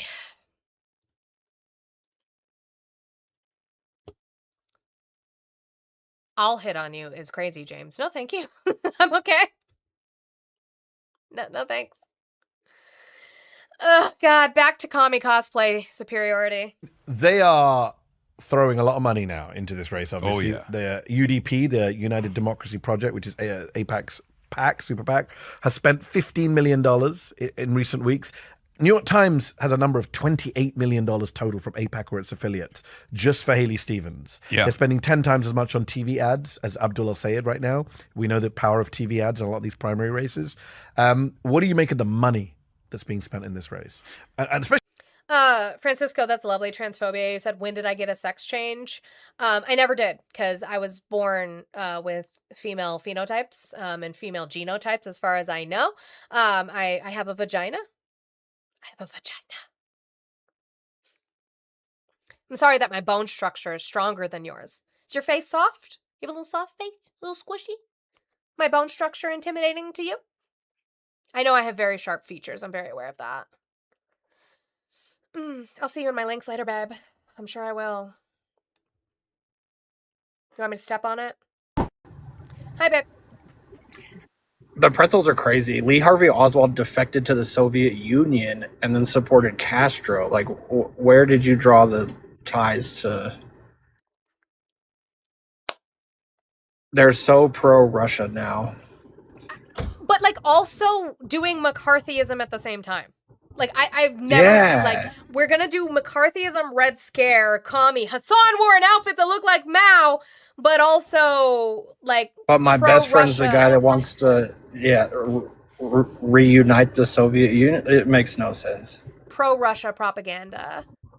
I know, Ari. I mean, I thought I was going to activate them this morning when I was and I really wasn't trying to, like, rage bait anybody with the study this morning. That wasn't my goal. I really just wanted to show that, yes, I do read these things that they bring to me. Ari, that should be one of your next deep dives, is the Israeli propaganda. I'll send you the video. She's not going to be able to play it on TikTok. You guys could still, like, I don't know. Like, we could do it. We will not be able to play it on TikTok. TikTok's going to take her down. Every single time. Well, we could use my account for that, and then I'll just get That's banned. crazy. Yeah, I just got an agent. It's fine. Yeah, for real. All right, bye. No, having a vagina doesn't make you a woman. I said I was born with female. That's why I said female phenotypes. Specifically, I said female phenotypes. Doesn't make me a woman either. A woman is a adult human whose gender identity aligns with their personal schema on the female sex. I'm just saying I haven't had a sex change. I'm not saying my vagina makes me a woman. I'm saying that I did not have a sex change, is what I was saying. Just to be clear on that. More so for my community than for you guys. because I don't give a fuck what you think. But for my community, the reason that I brought up my vagina was to say that I did not have a sex change, which is what they say that I did. I don't remember that surgery happening because it didn't. Justin, thank you for the $4 you said for a couple annoying ones I've shown the door. Thank you for the mutes. We appreciate it. Do you want someone muted in the chat? Is there someone spamming, making disingenuous arguments, displaying bot behavior, or maybe none of the above, and they're just a dumb bitch? Well, you can keep them muted for as little as $2 a day, $7 a week, or $25 a month. And remember, while you may contribute to their degradation kink, side eyes at you, Ruben, we don't kink shame, but it is perfectly acceptable to kink ask why. Additionally, we offer that if there is a guest you would like to drop for any reason at all, you can get rid of them for the entire day for as little as $10. And if there's somebody you would like to get rid of forever and never see again in this stream, you can have them banned for as little as $50. Pay links in the bio. Okay, back to this. AIPAC, of course. And now we're on it makes sense. now we're on to sensitive territory because you say AIPAC because you're being anti-Semitic conspiracy theorists, even though AIPAC themselves bragging about how much money they're spending. Yeah, I mean, it makes total sense. AIPAC has done this already with Wesley Bell. AIPAC did this against Jamal Bowman as well, and those were primary races for the House of Representatives, right? Like the Senate seat is far more consequential. There's less senators, more powerful. It's the upper chamber. And I think it's terrifying that there is an avowed anti-Zionist, pro-Medicare for all, anti-corporate PAC expenditure candidate out there who is a Bernie-crat through and through. They don't want that in the Senate. And when I say they, I don't mean just AIPAC. I mean all of these other big corporations definitely are terrified. And that's precisely the reason why the total expenditure, outside expenditure so far has been around $54 million. Insane. So they're just hoping that big money, as per usual in elections, will get her elected. That is their hope. And I just want to show, again, the bad faith arguments in regards to this. So Caitlin Collins, as much as I love Caitlin Collins, asked Bernie Sanders this question because Bernie Sanders endorsed El Abdul Sayed. But if Abdul El Sayed wins on Tuesday, but is defeated by the more moderate candidate in the race in the general, which would be Mike Rogers, I mean, are you not worried about that? And what Clind, Justin already did. happens if Haley Stevens wins and is defeated by Mike Rogers? I mean, look, that's the way it is. Rogers, I think, is a fairly strong candidate. It's a silly question. Because what if? What if? What if Mike Rogers beats El Abdul Sayed in November? What if Mike Rogers beats Haley Stevens in November? Why are we specifically asking him? Duh, we don't know. If the question is who is the stronger candidate against Rogers, I think it is El Sayed, and I'll tell you why. I think there is an entity. Sorry, I have to do this. I don't want to be on this topic, but I can't help it because that's just English language and it bothers me. Clind, you said cis is a made-up prefix. You mean like all of them? You mean like all the prefixes? You mean like all the words? Language is just sound used in a way to be able to communicate with one another. Words are all made up. Definitions are subjective, not objective, and they seem to change, right? Because when we were growing up, at least me, when I was growing up in the 90s, when we said something was cool, we weren't talking about its temperature. Like all the words. All the words are made up. All of them. In his campaign right now, a lot of grassroots activism. He has many, many thousands of people out knocking on doors, and in my view, that's the way you win elections. But words are made up? I know. Sherry, no, he did not. Was he really? I wouldn't be able to go in there, though. He'd probably mute me just because he's mad about that I mute him. That's probably what would happen. And then this is kind of in the same vein, so I'm going to show this real quick before we move on, which is what we love to see. I love to see this. Chuck Schumer was speaking, and somebody confronted him about his promotion and aid of Israel. Trump has turned it into the single most profitable scam of his Please sit down. Please sit down. Incorrect, Clint. That is one definition, and as I just told you, definitions are subjective. Hi, Swiss Michael. Definitions are subjective, not objective. Did you know that woman used to come from wife man, meaning you were not a woman until you were married? I wonder if that's why y'all started marrying children. Interesting thought. But it used to mean wife man. You were not a woman until you were married. Definitions changed. Back genocide. What can be more corrupt than backing genocide? This is part of the same con with you and Trump playing off of each other. Oh, he's worse. Oh, he's worse. You were put on notice in November of 2023 by the Center for Constitutional Rights and other legal and human rights organizations. Notice on potential legal liability for aiding, abetting, inciting, or conspiring to commit genocide for congressional acts and demand. You were put on notice, and you backed it, and you backed the genocide to the hills for years on end. How dare you talk about? Also, I just love that it's two old men going at each other. Like, W.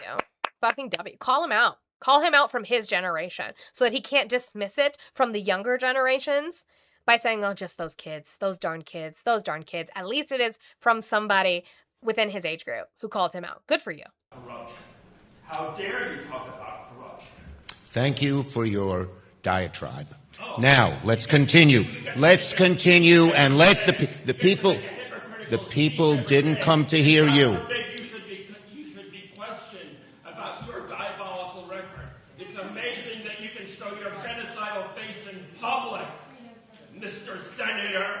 Mr. Senator. Shame on Public Citizen for not allowing questions to this genocidal maniac. Shame, yeah. Corruption. What can be more corrupt than not allowing questions? Sorry about that. No, fuck you. How about that? How about that? Stop supporting the genocide of human beings. Maybe stop doing that. Okay, let's go to a couple Trump things. So his Board of Peace announced something yesterday, which I just think is interesting because I don't see how you're going to announce this when the country you're announcing it about isn't involved. Yeah, Senator! I did like that one. I think I need that for my soundboard too, just when they be fucking around in Congress and their senators particularly. But today the Board of Peach... I need to go. I quit. I'm done. I'm leaving. Oh my God, I can't leave. Because Chicky sent the flying jets. I can't leave. Thank you, Chicky. As I'm getting up to walk away. I quit. The Board of Peach. Leave me alone. It's Friday. I say that every day. I say, I'm tired, whatever. I fuck up my words every single. Sit down. Okay, Chicky, I'm sorry. I'm sorry, Chicky. Chicky, I've been very bad. I've been very bad today, Chicky. W's Chicky, though. Can I get W's to Chicky for the for the flying jets? I don't know, Mia. I was leaving. I was fucking leaving. You're the ranking member on the Board of Peaches. I love that for you, Maya. Okay. We start again. Today, the Board of Peace reached a historic agreement for the complete disarmament of Hamas and all other armed groups in Gaza. This is a monumental step toward lasting peace and security. This agreement is a critical step towards Gaza finally being governed by a new Palestinian government that will work closely with the Board of Peace to help the Palestinian people. At the same time, Israel will have the security it deserves, with Gaza no longer used as a base for terrorist attacks. This is a major milestone in the implementation of the Trump 20-point plan. The agreement will be carried out in carefully structured phases. As disarmament is completed, Israeli forces will withdraw, and the International Stabilization Force will work with new Palestinian police force to take responsibility for Gaza being safe for its residents and its neighbors. 1 year ago, there was a violent, raging war, humanitarian crisis, and hostages kept in brutal captivity. We have made historic progress, and there is still much work to do. Yeah, they're still bombing people, by the way. It's not done. I want to thank the mediators, Egypt, Qatar, and Turkey for their important efforts, and especially my outstanding team whose tireless work made this historic breakthrough possible. The threat that emerged from Gaza on October 7th will not be allowed to rebuild. Under this agreement, Gaza will finally be in the hands of a new Palestinian government that serves its people. Congratulations to all on this amazing development that everybody said could never be achieved. Question? Is Gaza is Gaza on the board of peace? Millions of beaches for me. Is Gaza on the board of peace? Did Gaza agree to this? You don't get to just decide things. They did this before with Ukraine. Do you guys remember that? They did this before with Ukraine. That's my damn thing. I've been doing fine, TikTok.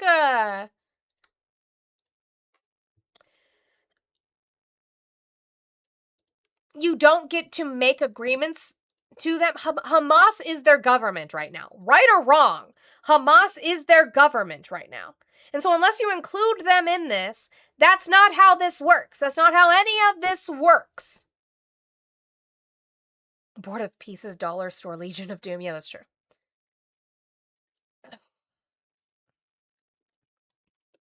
That's just not how this works.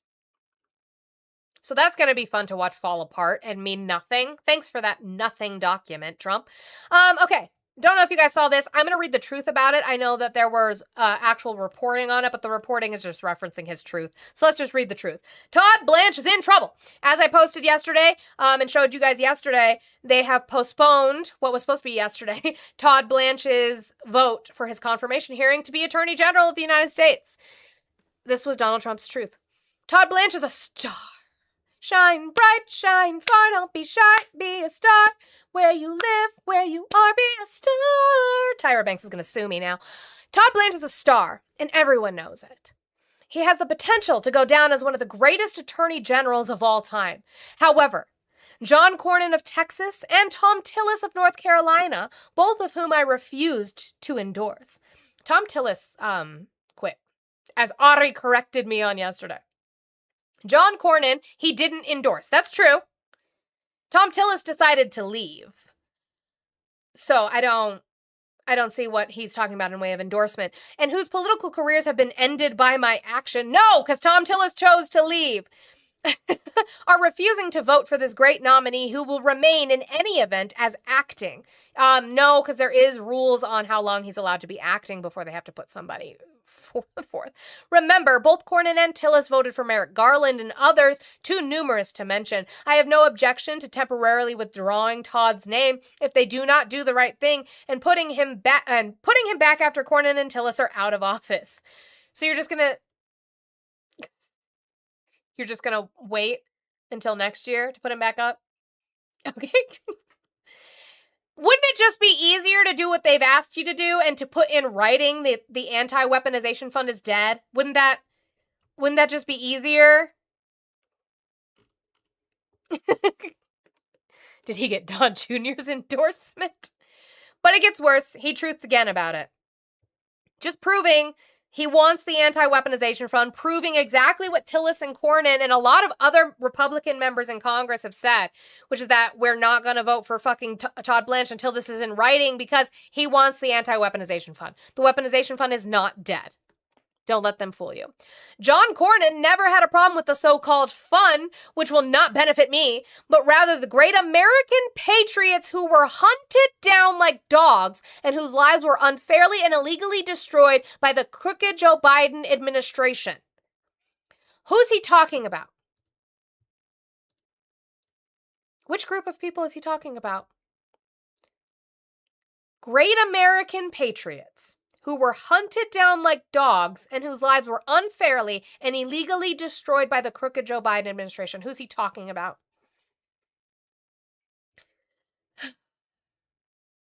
Yeah, Shanty. January 6ers. That's who he's talking about. He's talking about Jan 6ers. So yes, he does want the fund to still be available. As we know through contracts, until you put it in writing that the fund is dead, the fund is not dead, and he would like to use it for January 6ers. Thank you for proving our point.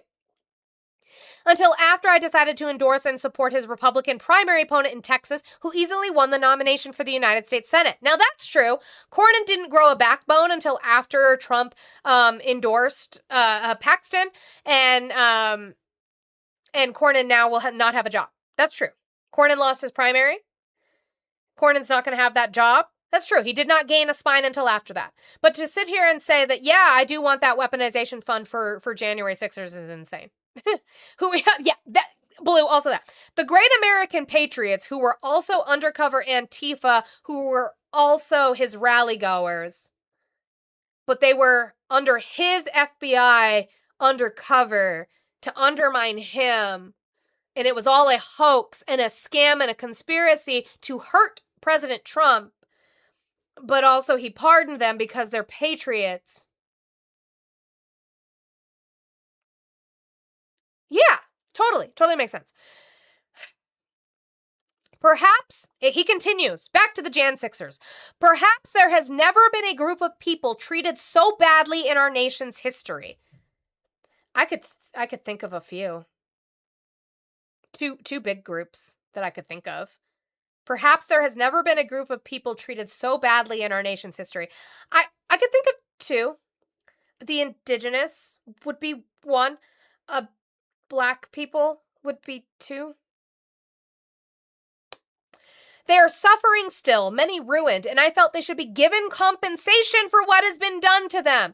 I gave up any payments for myself, which would have been substantial, including for the illegal and unprecedented raid on Mar-a-Lago. You don't know that they would be substantial because it didn't go to court. Yeah, third was women.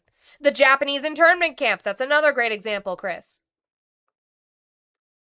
You don't know that the payments would be substantial because you didn't go to court. Like, what? Yeah, my gifting is suspended, Seth. They don't like when I show truth. Including his shit that he says they don't like it. My home in Florida, even though many illegal experts and others, including John Cornyn, said it was a shocking and disgusting display of weaponization against me. Such an event has never happened before and hopefully will never happen again. I will always feel that these victims of government abuse should be paid back for what they were forced to endure. Their lives have been ruined. Millions of people agree with me. I would like to see that poll. As was proven in my landslide presidential win, where this was a major subject of debate, and so did John Cornyn until he lost his election to an opponent that I endorsed. Todd Blanche, a good man, should be immediately approved as U.S. Attorney General. Thank you for your attention to this matter, President Donald J. Trump. So yeah, he wanted the weaponization fund. He wanted to use it for January 6ers, like we said. Todd Blanche can continue to say that the fund is moot, that it is dead, but until it is in writing, it is not. It's not. But it's fine, because Donald Trump has some things he's going to respect. I don't want to hear anything about Fauci, because you guys don't know what you're talking about. But also, because Trump is going to respect Biden's pardon? Well, the only thing you can really think about is the autopen, because the most powerful thing a president has, they say, is the power of pardon. So he was pardoned by Biden. And I respect that. I know how powerful it is. It's a very powerful, they say it's literally the most powerful thing a president has. Now, whether or not I sign my things directly, always, almost everything I sign directly. Almost everything. Almost everything. Do you think he signed all 1,600 fucking pardons himself? 1,500? Whatever the number was. He admits to you in his own statement the bullshit. Like, he was pardoned by Biden, and I respect that. I know how powerful it is. It's a very powerful, they say it's literally the most powerful thing a president has. Now, whether or not I sign my things directly, always, almost everything I sign directly. You're witness to many of them. Yeah, what about that housing bill? I didn't see you sign that. We didn't see it because you refused to sign it, and so it became law while you were having your temper tantrum about it. The Epstein Files Transparency Act, we didn't see you sign that. Did you personally sign that? Or did you have AutoPen do it? Uno reverse, bitch. Almost everything. I signed almost everything myself. He signed very few. The only thing I know that he signed was Hunter Biden's pardon. But I'm not sure that he signed, he probably didn't sign. But the point point in them bringing this up, by the way, I just, in case you forgot the history on it, let me just remind you. The point of him bringing up the auto pen is because their original claim, which now apparently he's dropping like a hot potato, is that the pardons that Joe Biden issued don't count because they were signed with AutoPen. Again, we have no proof that they were signed with AutoPen, but he is saying that the reason that the pardons do not count because they were signed with AutoPen. He's dropping that claim now. Just as, and I showed you guys, what has it been, a month maybe, where the DOJ themselves dropped investigations into the AutoPen use under the Biden administration. They dropped that. They're no longer even investigating that because there was no wrongdoing there. You're allowed to use the AutoPen. Donald Trump has used the AutoPen. It's silly to think that he hasn't. He is now saying he respects the pardon. Why? Because he has to. But this is the entire reason he's talking about the AutoPen in the first place. This one. So I can't tell you what the law is. I've heard that you have to have a lot of proof. You need to have letters. You need to have all sorts of things that the person operating the AutoPen has to know exactly what it's all about. Well, apparently I learned that this is why we have to drop the investigation. We have to drop the investigation into the pardons being illegitimate under the AutoPen, because apparently you have to have like documents showing that the staffer that used the AutoPen under Biden's name, that Biden didn't know that the staffer was doing that and that it wasn't directed by Biden for the staffer to use it. And we can't fucking prove that. So that's why we're not doing it anymore. Signed, he probably didn't sign this one. So I can't tell you what the law is. I've heard that you have to have a lot of proof. You need to have letters. You need to have all sorts of things that the person operating the AutoPen has to know exactly what it's all about. He didn't know what it was about because I saw him testify. So maybe there's something on the auto. Can somebody find me what he's talking about? They didn't know what it was about because they testified to that. No, the issue would have been, he's now learning what proof is. No, their issue was that Biden didn't know what the staffer was doing in way of pardons, which would make the pardon illegitimate because that's the sole power of the president. What you are now saying is that the staffer didn't know what was being put in the AutoPen. I don't know of any law or statute where the staffer has to know. The staffer, as long as the president directed it to the staffer, I don't know why my hands are doing that. I apologize.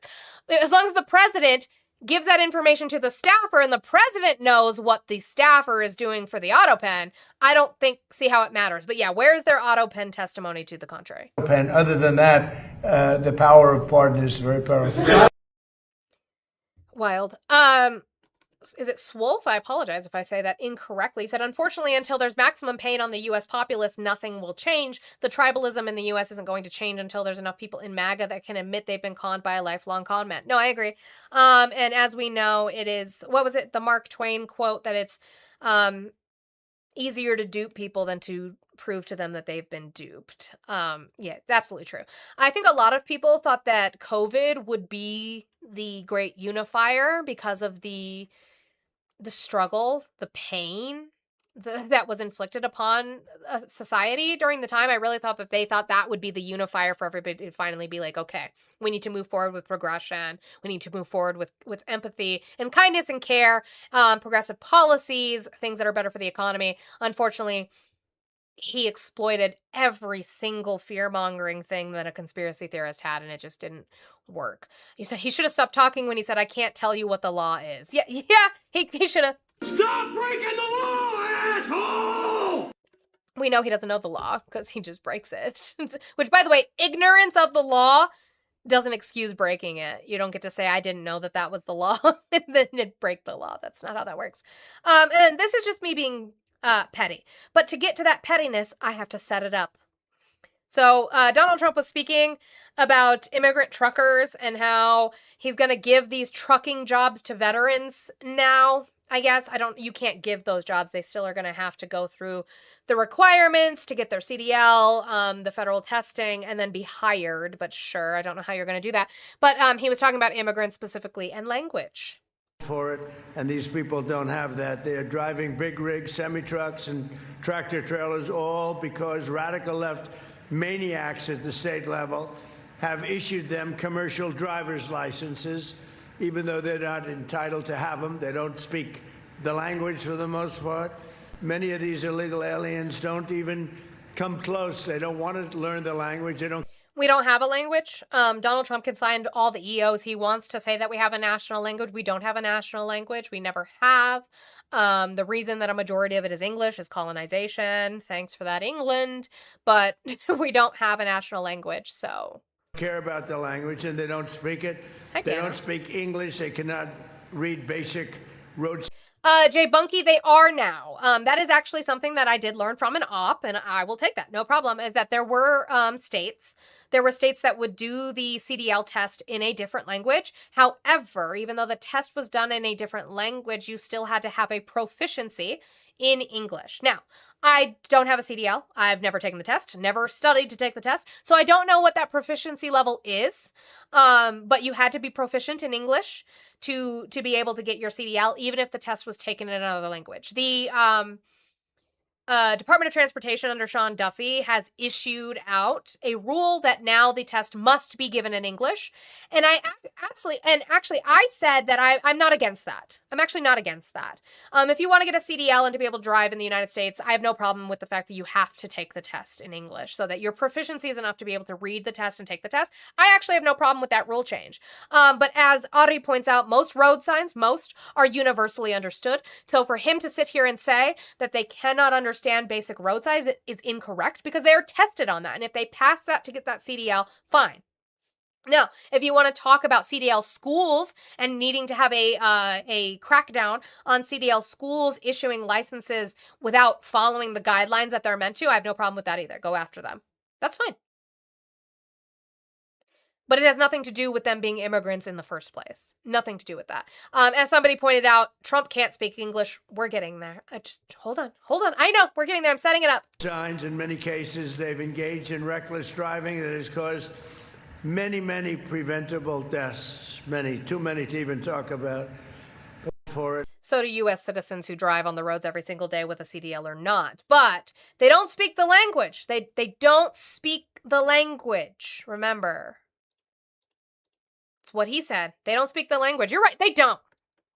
And for the veterans where you have a situation where you have not truck drivers in the military, where you don't have truck drivers, they're going to be given a very quick pass. We're going to teach.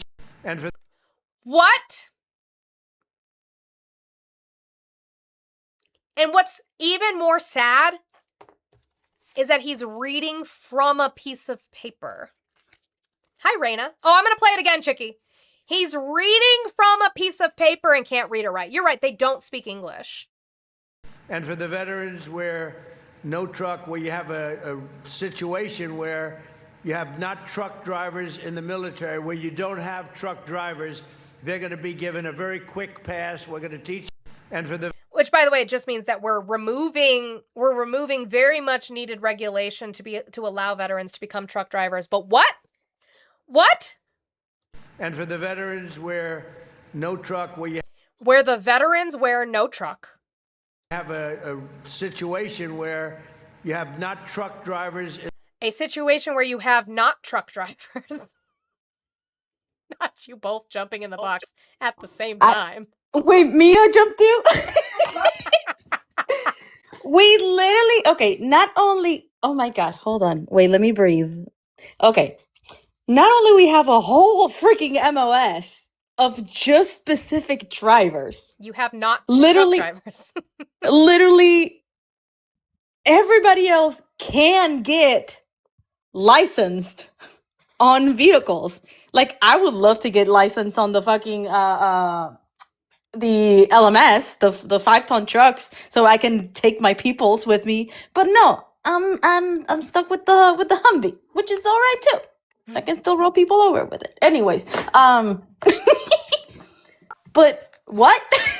And then on top of that, like a lot of the bases, especially like, oh my God, children. So for instance, like on Fort Benning, Skillbridge, USA, for people that were about to get out, They were able to take the fucking CDL courses That's what I was as gonna they're ask. still active duty. They legitimately have Skill Bridge that is literally on the base. Yeah, that's what I was gonna ask. Was the transitory method of like doing it in the military versus coming out and now saying, "Well, I have these qualifications. How does that work for getting a CDL now as a civilian?" Yeah, And they do it, and it's not, and it's literally for any MOS. It's like if they want to do it, Mhm. but you're not just gonna find a random vet that's gonna be like, "Hey, you're a truck driver now." Like, yeah, like is if they it a wanted to do lottery it, they would system? have. Are we picking names like the draft? I was confused. on how We we're doing draw the straws. Oh, So draw whoever straws. gets the short straw. That's what we're doing now.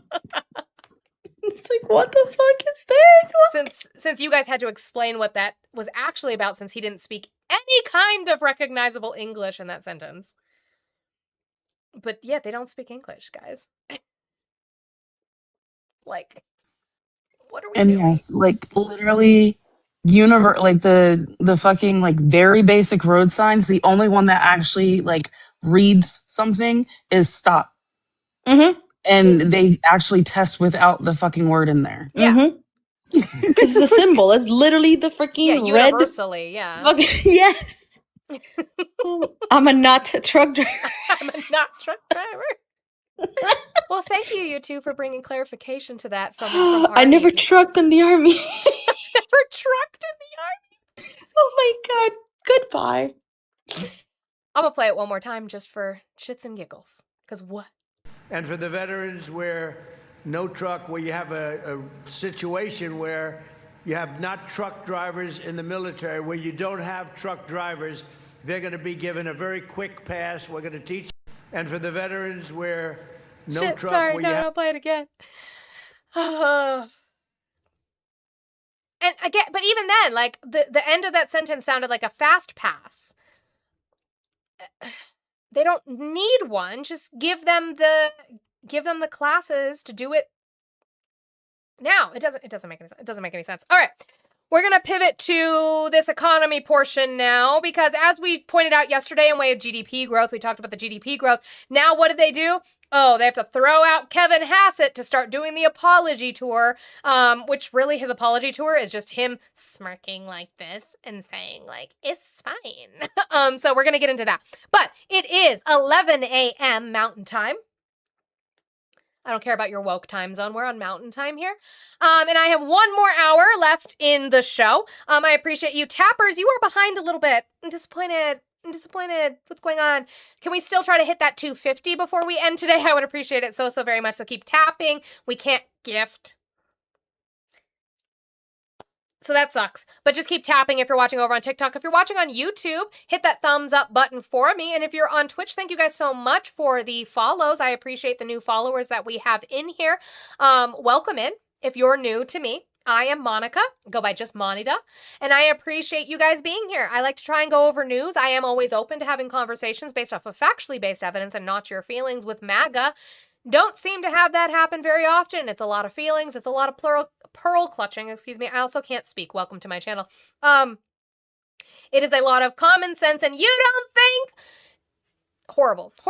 So what I do is I try to go over the news and topics within politics as best as possible. So thank you guys for coming in and please support me. I appreciate it. Guys, speaking of support, I have $25.69 left in my goal. Can we start working on that, please? You guys do crowdfund for my labor and we pay for women's labor on this platform. So $1 train, $2 train, $5 train, we can get that figured out, knocked out. It is Friday, so I would appreciate it with an hour left to go if we could get that knocked out. PayPal, Cash App, Venmo, all in the link tree in my bio across all platforms. Calling me a tapper reminds me of Jake Tapper and it feels icky. Never, Swilson. I would never. Fuck Jake Tapper.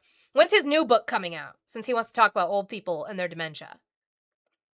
Bring his new book out. Sure. Okay.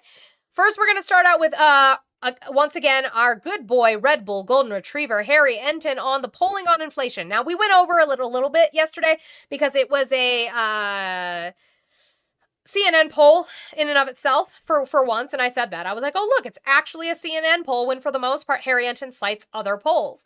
It's an actual CNN poll on inflation, so they're just going to have a conversation about it. We went over it yesterday. Let's go over it again before we get into economy. How bad are these numbers for the president when it comes specifically to inflation, which he very... God damn it, you guys are doing it already. I barely pressed play on the video. Larry, what was inflation when Joe Biden left office? Larry, what was inflation when Joe Biden left office? much ran on. He very much ran on. And won on. Yeah. He won on inflation. He was trusted more in inflation than Kamala Harris. It's the key reason why he got a second term in office. Sarah, the numbers are laughably bad. They are laughably bad, but no one is laughing about these because just take 40%.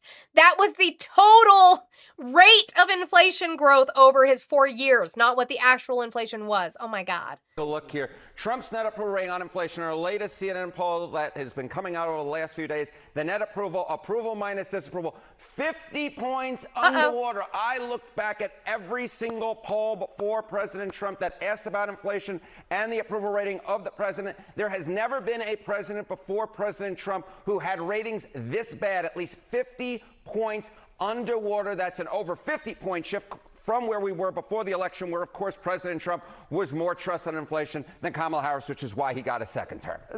Honestly, that is an insane... This is have you seen down 50 point anything? No, only on gas prices, which, of course, is part of this equation, right? I mean, as I said, laughably bad. You just don't ever see numbers like this. It's really bad. Like, that's really, really bad. Do we have to do this? I have to do this. I have to do this. Okay, let's do it again. You know, see how often I look this up? Do you see this? Do you see this? We have to do this every damn day. Every day, because you guys are incapable of doing it. Incapable of doing it. By the way, this information, just so you know, the data source comes from the U.S. Bureau of Labor Statistics. They release it every day. I see Swoopy Shark and I saw somebody else. You guys are both right, really, because it depends on when you want to go to. Do you want to do December of 2024, which was his last full month as president? Or would you like to go to January of 2025, where he had half the month as president and then Donald Trump took over? Either way, whether you do the 2.9 or the 3.0, that's still lower than it has been for the last 3 months under Donald Trump. Why? Because he started a war in Iran that we didn't fucking need to be in. You should just add it as a graphic to your back screen. I should. I really should. And I can just click it on and off. I used to do so with the gas prices every day for a while for the crude oil. I was doing that. Go to 2022. Larry! You think I don't know? Yeah, 9.1. You're right. What did Joe Biden do to cause 9.1 inflation? I'll wait. You guys keep tapping the screen while we sit here. I'll wait. What did Joe Biden do to cause 9.1% inflation in 2022? What was the policy? What was the piece of legislation? Yeah, I need a bingo card. I'm going to do that. So if you're in my Discord community, I'm going to create a new channel that is going to be for you guys to help me figure out how to generate bingo cards for you. And then you guys can have those. If you're not in my Discord community, that is also in the link tree in my bio. Sometimes you have to paste that into a browser to use it, but there's a small bit of verification and then we can get you in there. I'm waiting.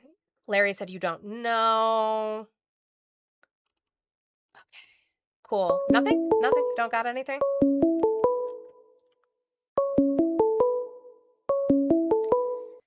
I don't talk to Nazis. Stop calling me.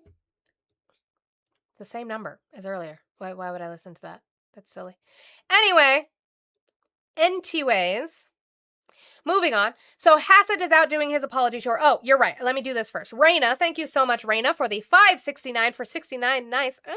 And this is for Dinner Nuggies. Love you, Monty. Love you too, Raina. Thank you so much for being such a valued member of this community and being here and supporting and tapping and commenting. I appreciate it so, so very much. Guys, you know I have to do this now or I'll forget. Let me do my math. Guys, it leaves us with 20 left to get done before the end of this hour. All right. So Kevin Hassett went on Maria Bartiromo. And again, they had been, as I showed you yesterday, Lutnick had been predicting that the growth would be Fantastic. Hassett said it's going to be so amazing, this growth we're going to see in the GDP. It wasn't. Not only was Q1 revised down from 2% to 1.6%, Q2 was 1.5%, not the 6%, 4% that they were telling us it was going to be. So Bartiromo was like, hey, what's up with that? It was like a comedy sketch. GDP growth, what's up with that? Worries over inflation. Yesterday, the GDP was slower than expected. Last time we spoke, you told me you were expecting 4% growth in the second half of the year. We got... Oh my God, you guys in Lawrence Stackhouse. That doesn't fucking prove a policy that the Biden administration implemented that raised inflation. A growth number yesterday, but it was way lower than people expected. Oh, Dino Nuggies got you. Sorry. Inflation. Yesterday, the GDP was slower than expected. Last time we spoke, you told me you were expecting 4% growth in the second half of the year. We got a growth number yesterday, but it was way lower than people expected. How would you assess the macro story today? Right. Well, I think that what we were looking at when you and I talked last was the really surging domestic demand. And so final sales within the U.S. were about 4%, actually, almost exactly the number we talked about, 3.9%. And the reason why the top line number was 1.5 was that we imported so many capital goods because we're building factories so fast that the number was different than we expected by a little bit. We were importing capital goods. So we were paying on tariffs and building factories at a high rate. Where? Where are these factories that are coming about because of Donald Trump's policies versus coming about because of the infrastructure bill? I'm waiting. Or the American Rescue Act, yeah. You saying the American Rescue Act has caused the inflation? Really? Did, and this is a genuine question, not condescending. Did the UK pass a similar package during that time? Because their inflation was higher than ours, so I'm just asking. But the point is, Donald Trump didn't take over 9% inflation. He took over at 3% inflation. Yeah, I thought we were supposed to import less, too. I don't know. And the bottom line, though, is that if you look at that, so the huge surge in capital spending, which means there's downward pressure on inflation because there's upward pressure on supply, plus CPI and PCE, those two reports were about as good as you could ever hope to see if you were a Federal Reserve governor, then it means that the economy is really running on all cylinders. I hate his mouth sounds. I hate his mouth. To be honest. Okay. I just want to play this clip. This is, again, just me being petty. This is, again, Hassett on Bartiromo.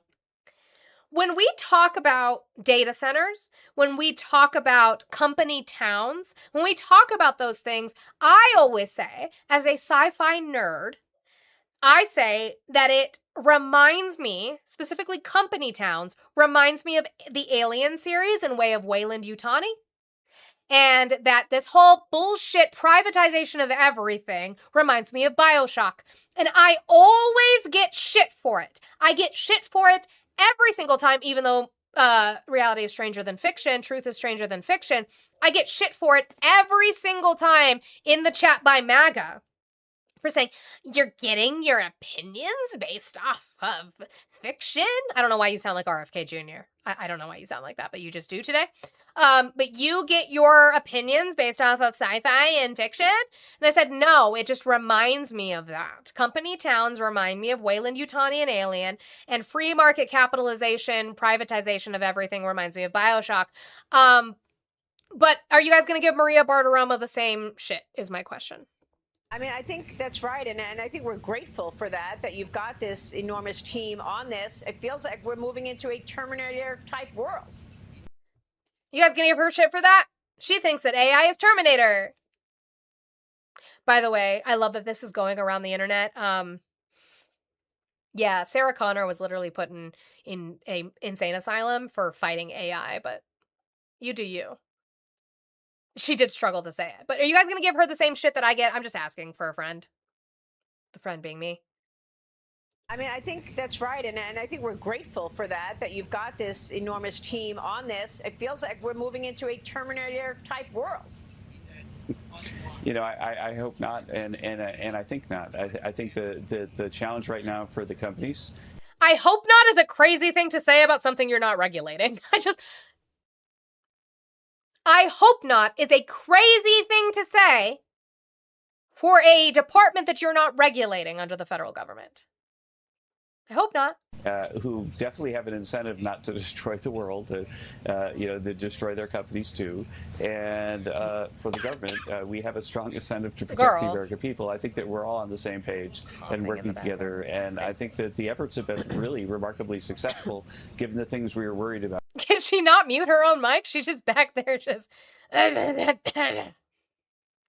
Yeah, 1984 wasn't an instruction manual, Palantir. Absolutely not. And those movies get the concepts from real life in the first place. So, right, exactly. Remember that Margaret Atwood in The Handmaid's Tale never wrote anything that didn't already happen. So then Hassett gets told about polling. There is polling that the economy is poor. People feel poorly about the economy, and people feel like Donald Trump is making it worse. And of course, he's going to have an answer to that based off of policy and things that they are doing that are beneficial, of course. And of course, when you look at the economy, there are so many different factors, right? And some are certainly looking good, but others aren't. And you say the economy looks amazing. The job growth cooled last month, and 66% of people, these are Americans, everyday Americans, they say President Trump's policies have worsened economic conditions in this country. That's 10% more than in the final months of the Biden administration. So, I mean, you say the economy looks amazing, but what do you say to that person who's part of that group, that 66%, who say Trump has actually made the economic conditions are worse? I just don't believe a poll like that, given how strong the numbers are and how strong income growth is, how optimistic people are. Like, the best measure of how optimistic people are. I just don't believe the polls. I just don't believe it. I just don't believe it. If I close my eyes and I don't look and it doesn't exist, and I just don't believe it. And then you said, what now? Are worse. I just don't believe a poll like that, given how strong the numbers are and how strong income growth is, how optimistic people are. Like, how optimistic people are. Now I'm going to let him explain it. If the polling that we're getting, not just the CNN poll, we have had political polls, you've had YouGov polls, you've had a myriad of polls that show that the American people are not confident in the economy right now. Where are you getting the optimism from?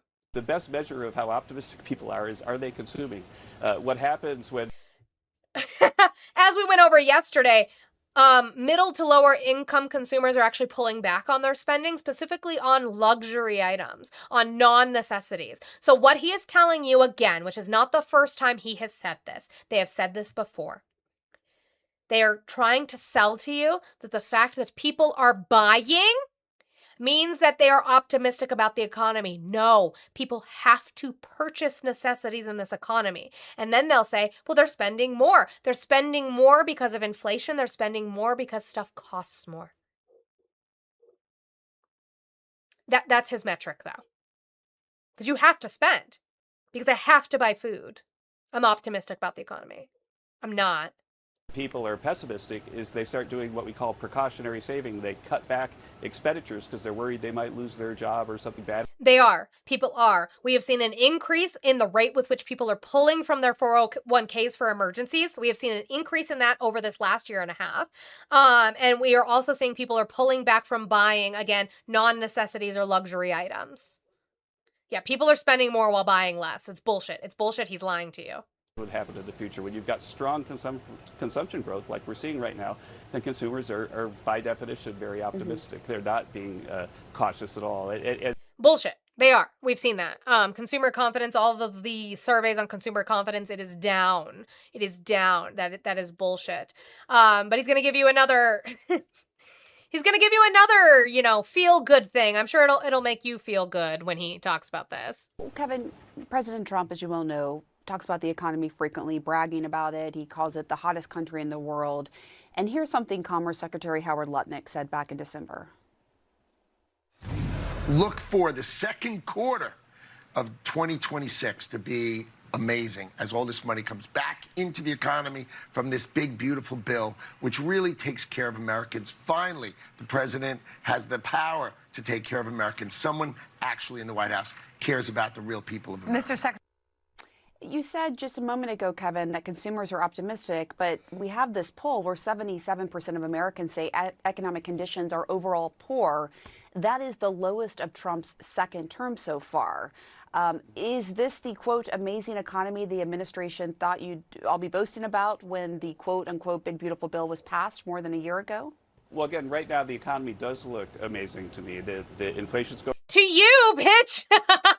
The economy does look amazing to me. And to everybody else? down. The unemployment rate is low. Initial claim. The unemployment rate went down to 4.2 from a stagnant 4.3. Seems like almost no one's getting fired. And final demand was up about 4%. Nobody's getting hired. We talked about this when the newest unemployment, when the new job numbers came out. Because I cover the job numbers as soon as they come out. I have a specific section in my live sources section that I post the jobs numbers every single time that they come out. And we go over them every single time. And what we are seeing is a slow to hire, slow to fire economy right now. Because corporations don't know their head from their assholes because of what this government is doing with their economic policy. Their economic policy is so all over the place. The corporations are like, I don't know if we can afford to hire more people, but we also really can't afford to fire people. So they're in this like back and forth with themselves. That's not a good thing. That is not the sign of a good economy. Which is about what my friend Howard Lutnick was predicting back then. It was the sort of surge in imports of capital goods that I think that caught people a little bit by surprise. That's why the number was a little bit lower. But I think that you're seeing really, really strong growth. And in the end, one of the things that I can say as an economist is that there's a big economic literature that says that in the end, people vote based on what's in their pockets. There's a guy named Ray Fair. You're right. You're right. Because I will always say, one of the fatal mistakes of the Biden administration, on top of him running again in general, but if he chose to run again, his fatal mistake was to praise the metrics of the economy doing better. They were. Stock market was growing at a really, really rapid rate, at a higher rapid rate than what it is growing under Trump, by the way. But the stock market was growing. The metrics for the economy were doing well. People were not feeling that in their pocket. And so it felt like a lie. It felt like the president was coming on TV and lying to you because you did not feel it at the dinner table trying to discuss your bills with your family. Donald Trump and his administration are making that same mistake by telling you that it's fine. It looks amazing to me. Everybody else must be insane or just hate Trump. You guys just hate Trump. You just hate Trump. It's not about hating Trump. It's about the fact that I can't budget for my fucking bills. And he's not doing anything to fix it besides telling me that it's fine and to shut up about it. No, thank you. Yale that has a famous paper that shows that that's what people have in their pockets is the best indicator of what's going to happen to elections. And so if you take the Ray Fair model, then you could say, well, actually real incomes went down under President Obama, then President Trump won, and real incomes went down under President Biden, President Trump won again.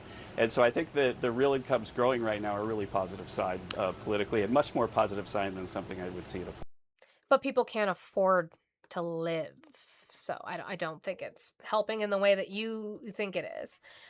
Let me read out a couple messages and then we're going to keep going because Hassett really goes for it on an issue that, as we saw with the polling that I showed you guys, I think it was the Emerson College polling, AI data centers are not popular. And Emerson says, it's fine. We'll just keep promoting AI data centers. W's to Purple Kitty Kelly for the $5. He said, because we pay women for their valuable labor. Loving your show. Thank you so much. I appreciate you and your support. And W's to Jumar for the $2 train. He probably only believes in stripper poles. No shade, bro. Yeah, he doesn't believe those poles, but he believes in stripper poles for sure. God, I hope he doesn't make those mouth sounds at them when they're dancing for him. But he probably does. That's not that math. I can math. It's fine. Gross. Gross. All right. So let's listen to Hassett now advocate to put data centers specifically in sleepy towns, which I really thought was interesting because I always thought, and this is an opinion-based thing, I might be wrong, I always thought that the praise for sleepy towns, the charm of sleepy towns was that they're sleepy towns, is that they don't have giant infrastructure, mass manufacturing, and things like that in these areas. As we know, with data centers, we are seeing an increase in the cost of resources on utilities like water and energy. You are seeing the fucking noise that they make once they are put into your area, on top of the construction noise that it's going to take to build it. But once it's up and running, the noise in your area. So I don't know what he thinks he's doing and how it's going to be beneficial, but I just want it out there. As I said, I put these in my live outline so you guys can have it. Share it everywhere, because this is not popular. So share it everywhere so that maybe people in rural towns go, they're trying to build it in your neighborhood next. Okay? Okay. Also, W's to the TikTok chatters for 200,000 likes. Thank you guys so much. You have about 30 minutes to get me to 250,000. I believe in you. I think you guys can do it. Do you know you have 30 minutes? Are you kidding me? 30, yes. 30 minutes. You got 30 minutes to get me to at least 250,000 likes. I think we can do a little bit better. Welcome in, Amanda Raiders. I appreciate you. Thank you so much, Amanda, for the raid.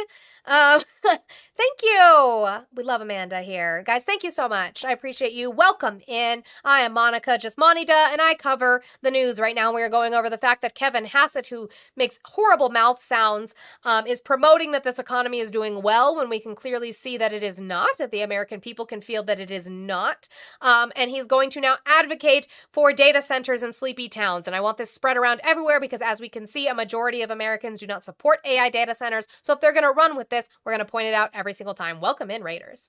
Because it's local officials, local selectmen and mayors and so on that are negotiating these deals. And they've been negotiating the deals, pretty generously in the sense that they've been happening all over the place because the data centers are very good for towns because they create so many jobs, bring people in with high incomes that could buy houses and stuff like that. And so if you take a sleepy town that hasn't really seen much in the last 20, 30 years and put a data center there, then they're going to be a whole bunch of happy residents in that town. There's literally not. People don't like data centers. Overwhelmingly, they do not like it. So no, that's not going to be what happens. So continuing on. Did I want to do that one? No, I wanted to do this one first. Go over this first. This is a sign of a good economy, Hassett. Average 30-year U.S. mortgage rate rises to highest level in a year. The average long-term U.S. mortgage rate rose for the fourth consecutive week to its highest level in a year, another setback for prospective home buyers hoping for a break from elevated home loan borrowing costs. The benchmark 30-year fixed rate mortgage rate rose to 6.6% from 6.58% last week, mortgage buyer Freddie Mac said Thursday. 1 year ago, the average rate was 6.7%. Now, a year ago is no longer Biden. I know that's tough for you guys to understand now, but a year ago wasn't even Biden anymore. Still the Trump administration. Higher mortgage rates can add hundreds of dollars a month in costs for borrowers, limiting home buyers' purchasing power. As rates rise, that can lead prospective home shoppers to delay buying a home, one reason U.S. home sales have been sluggish this year. I can hear myself, that's why, sorry. That's not why. I just misspeak all the time. Borrowing costs on 15-year fixed mortgage rates, often sought by borrowers refinancing a home loan, also rose this week. That average rate increased to 6.04% from 5.96% last year. A year ago, it was 5.85%, Freddie Mac said. Mortgage rates are influenced by several factors, from the Federal Reserve's interest rate policy decisions to bond market investors' expectations for the economy and inflation. They generally follow the trajectory of the 10-year Treasury yield, which lenders use as a guide to pricing home loans. Rates have been mostly rising this year as the Iran war has driven crude oil prices sharply higher, fueling expectations of hotter inflation. That's pushed up long-term bond yields relative to where they were before the conflict began in late February, causing mortgage rates to trend higher. The 10-year Treasury yield was 4.66% at midday Thursday on the bond market. It was just 3.97% in late February before the war broke out. The average rate on a 30-year mortgage is now the highest it's been since July 31st of 2025, when it was 6.72%. As recently as late February, the average rate dropped slightly below 6% for the first time since late 2022. Okay, so let's talk about this. Yeah, trying to buy a home right now is lunacy. It absolutely is. So then Hassett is going to get asked about yields. He's going to get asked about 30-year yields specifically, and the fact that they closed at its highest rate since 2007. Housing market crash. Who? Housing market crash. You. Again, it's a market that is not in order. It is a long end yield, the 30-year yield, which yesterday closed at its highest since 2007 at 520. Are you concerned that this is a Fed chair that does not have control of these markets? Because, Director Hassett, that makes your life much harder. It makes this economy and Now, the reason she's asking that is because, as we know, if you don't know, hello, I'll tell you. We have a new Fed chair. That is Kevin Warsh. Kevin Warsh was Trump's pick. Now, even in the hearings for his confirmation, there were questions about whether he was going to lower the rate simply because Trump wants him to, because Trump desperately wants him to lower the interest rate, or if he was going to follow along guidelines set forth by the board, which, by the way, Jerome Powell is still on that board. It seems that he is following the advice of the board, kind of. We'll get into that in just a minute, but the Fed has now, under Kevin Warsh's tenure, held the rates steady 2 times. Not raising, not lowering, but held it steady 2 times. Does he have control of this market? That is what she's asking. was at its highest since 2007 at 520. Are you concerned that this is a Fed chair that does not have control of these markets? Because, Director Hassett, that makes your life much harder. It makes this economy and consumers who want to buy a house, it makes their life much harder, and you, as you look at the cost of servicing debt. Look, the bottom line is that Kevin Warsh was there before. He's an incredibly experienced guy. He's well respected and well liked by his colleagues, even the Democrats up on the board. And I don't care. Answer the question. Does he have control of what's going on or not? I don't care if he's well liked. That means nothing to me. Can he do his job? he'll do what the data say he should do, and he'll be independent. And the fact is that the data right now are taking the pressure off the Fed, okay. And I think that the markets will get around to seeing that. Maybe they need another couple of prints like the one we saw today from PCE. But we again. Well, he's liked. People like him. That's his answer to that. Okay. And so where was? Oh, I did have it. I forgot. I had it here. Okay. So I saw this morning. That's that's when I was typing all fervently right this morning, and I was late about it. So, Fed officials warn not raising interest rates was a mistake. Inflation is a far more serious and persistent issue than the Fed has made it out to be, and it must be addressed by raising interest rates, a group of rate-setting committee members said on Friday. For months, the war in Iran has destabilized the global energy market, pushing up gas prices in America. The Fed has no control over that. But that isn't the only source of inflation pressures, the official said. The Fed on Wednesday held interest rates steady for the 5th meeting in a row. However, 3 officials, Fed Presidents Beth Hammack of Cleveland, Neil Kashkari of Minneapolis, and Lori Logan of Dallas, dissented in favor of raising rates by a quarter point. In separate statements on Friday, each detailed their rationale for breaking ranks with the majority.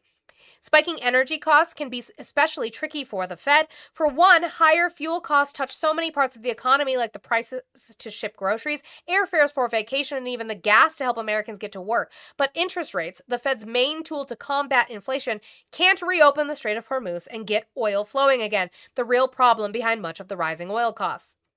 But the inflation pressures may already be spreading into the demand side of the economy, Hammack said in her statement, quote, businesses describe pricing pressures as broadening rather than fading, and consumers are expressing despair over persistently higher prices.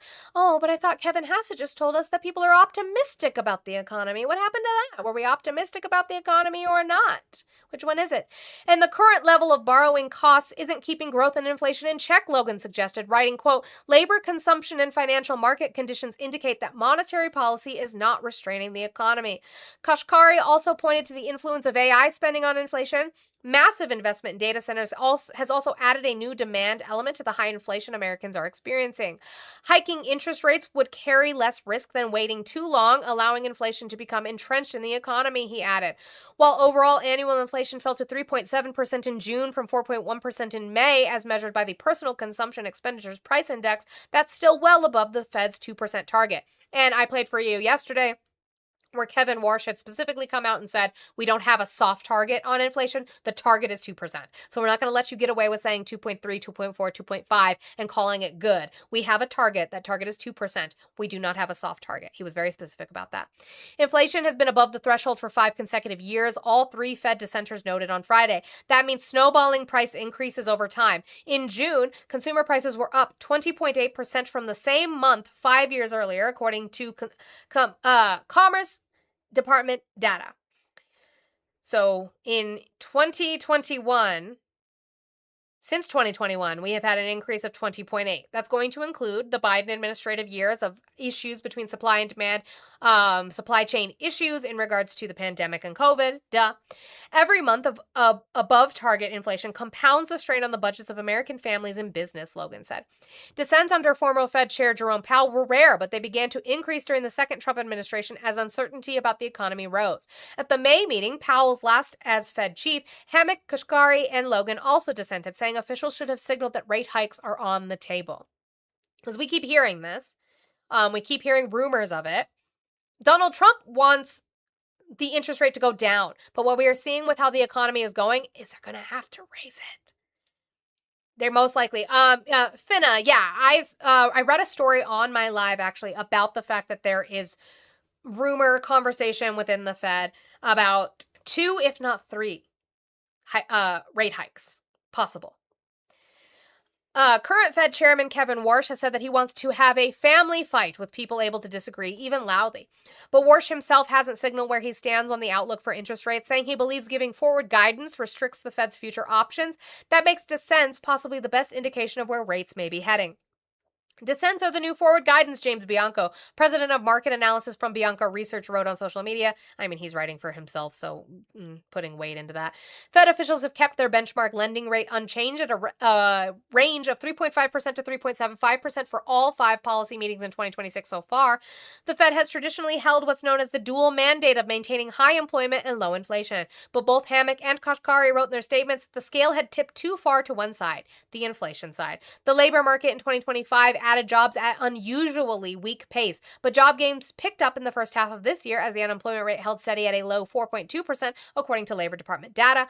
Given the stability of the labor market with the unemployment rate near my estimate of maximum employment, I view high inflation as the more pressing problem. So there's dissent within the Fed, possible rate hikes in the future, things that we're going to have to keep track of. So I just want you guys to be aware of it. Last couple things on the economy that I have is J.D. Vance, because you know he is the voice of calm and wisdom to a president and an administration that promised they would get prices down on day one.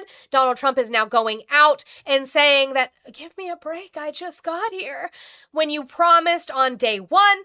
And so J.D. Vance has words of wisdom for you. Reuben Sandwich, you can't control inflation without manipulating prices. Stop muting intelligent MAGA. If you were intelligent, you'd be able to argue your point, but unfortunately for you, I pay to mute people in this chat, and people have paid to mute you, and I must respect that capitalistic process. So you're muted. I'm still not telling you how long you're muted for, but I have it written down. I have a special Google sheet just for you. It's not just for you, it's now for other people too, but you get paid to be muted. $2 a day for a mute. Love that. Here's J.D. Vance's words of wisdom to the people who are demanding Donald Trump hold to his promise that he was going to lower prices on day one. And even though we've made incredible progress, we understand that there's a lot more work to do. And the thing that I'd ask for the American people is a little bit of patience. This economy, and even though we've made incredible progress, we understand that there's a lot more work to do. And the thing that I'd ask for the American people is a little bit of patience. How about no? Because maybe you shouldn't campaign on something that is going to be instant gratification if you can't deliver on it. Maybe don't promise that to the American people then. Maybe that was a bad idea. Also, yes, what incredible progress, because we're not seeing it. And then this one is more so fraud, waste, and abuse, but I put it in this section because he is in charge of the Commerce Department. Howard Lutnick. Commerce Department quietly announces 7 new equity stakes in private companies. Socialism where? Communism who? The Department of Commerce quietly announced this week it will designate more than $870 million in federal incentives from semiconductor manufacturing in exchange for a minority equity stake in 7 companies. I thought we didn't like it when the government took stock in companies. I thought we didn't like that. We like it? We like communism now? We like nationalization now? We don't seem to like it when the Global South does nationalization, though. If the Global South decides they're going to nationalize their oil or their bananas or their oil, we don't seem to like that very much, do we? But it's fine when They do it. Okay. Oh, it's fine when they do. I forgot. You're right. You're right, Monica. Rules for thee, but not for me. What was I thinking? In a blog post Wednesday, the National Institute of Standards and Technology said Commerce's CHIPS Research and Development Office signed letters of intent with 7 companies to provide a combined $874 million in federal funding under the landmark CHIPS and Science Act. Oh. Where'd that funding come from? Where'd that funding come from again? The landmark bipartisan CHIPS and Science Act under the Biden administration. What about Biden? Oh, goodness. Yeah, so someone should invade us and take our president, right? Right? Right?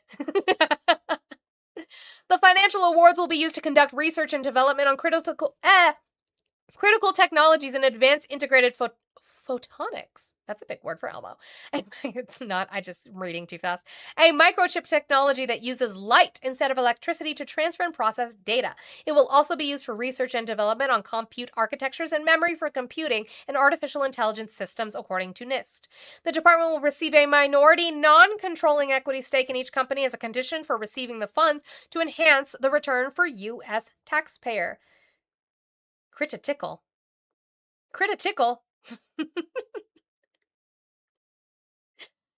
Here's the thing. I don't, as a leftist, I don't care about this. I don't. I think that that's good. Good. The same way I feel about universal health care. I think that the government should have more of a stake in it because then it forces these companies to get fucked, which is what I want to see. I want to see corporations and billionaires get fucked. So I'm fine with the government taking stock in these companies. You guys said you're the ones who are not. You guys said you're the ones who don't like it. And CHIPS and Science Act. Up to $300 million will go to Global Foundries, a semiconductor manufacturer, while Kepler, which is developing AI memory and logic technologies, will receive up to $245 million. Multibeam Corp will get up to $140 million for the company's semiconductor equipment manufacturing. NIST said with remaining funds going to equipment makers Xtropic, Thintronics, Obsidia Semiconductors, and Illuma Inc. My critique would be, are anybody in the cabinet investors in those companies? That would be my critique.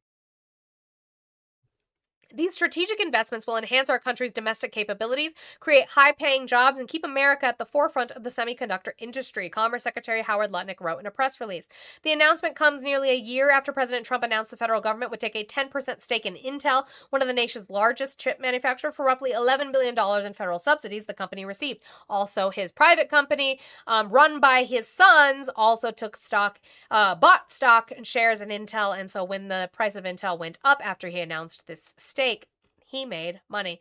The practice has drawn criticism from Trump's Republican-based Senator Todd Young from Indiana, who drafted the foundation of the CHIPS and Science Act, said at the time the law never intended to let the federal government take a major stake in Intel or any other major company.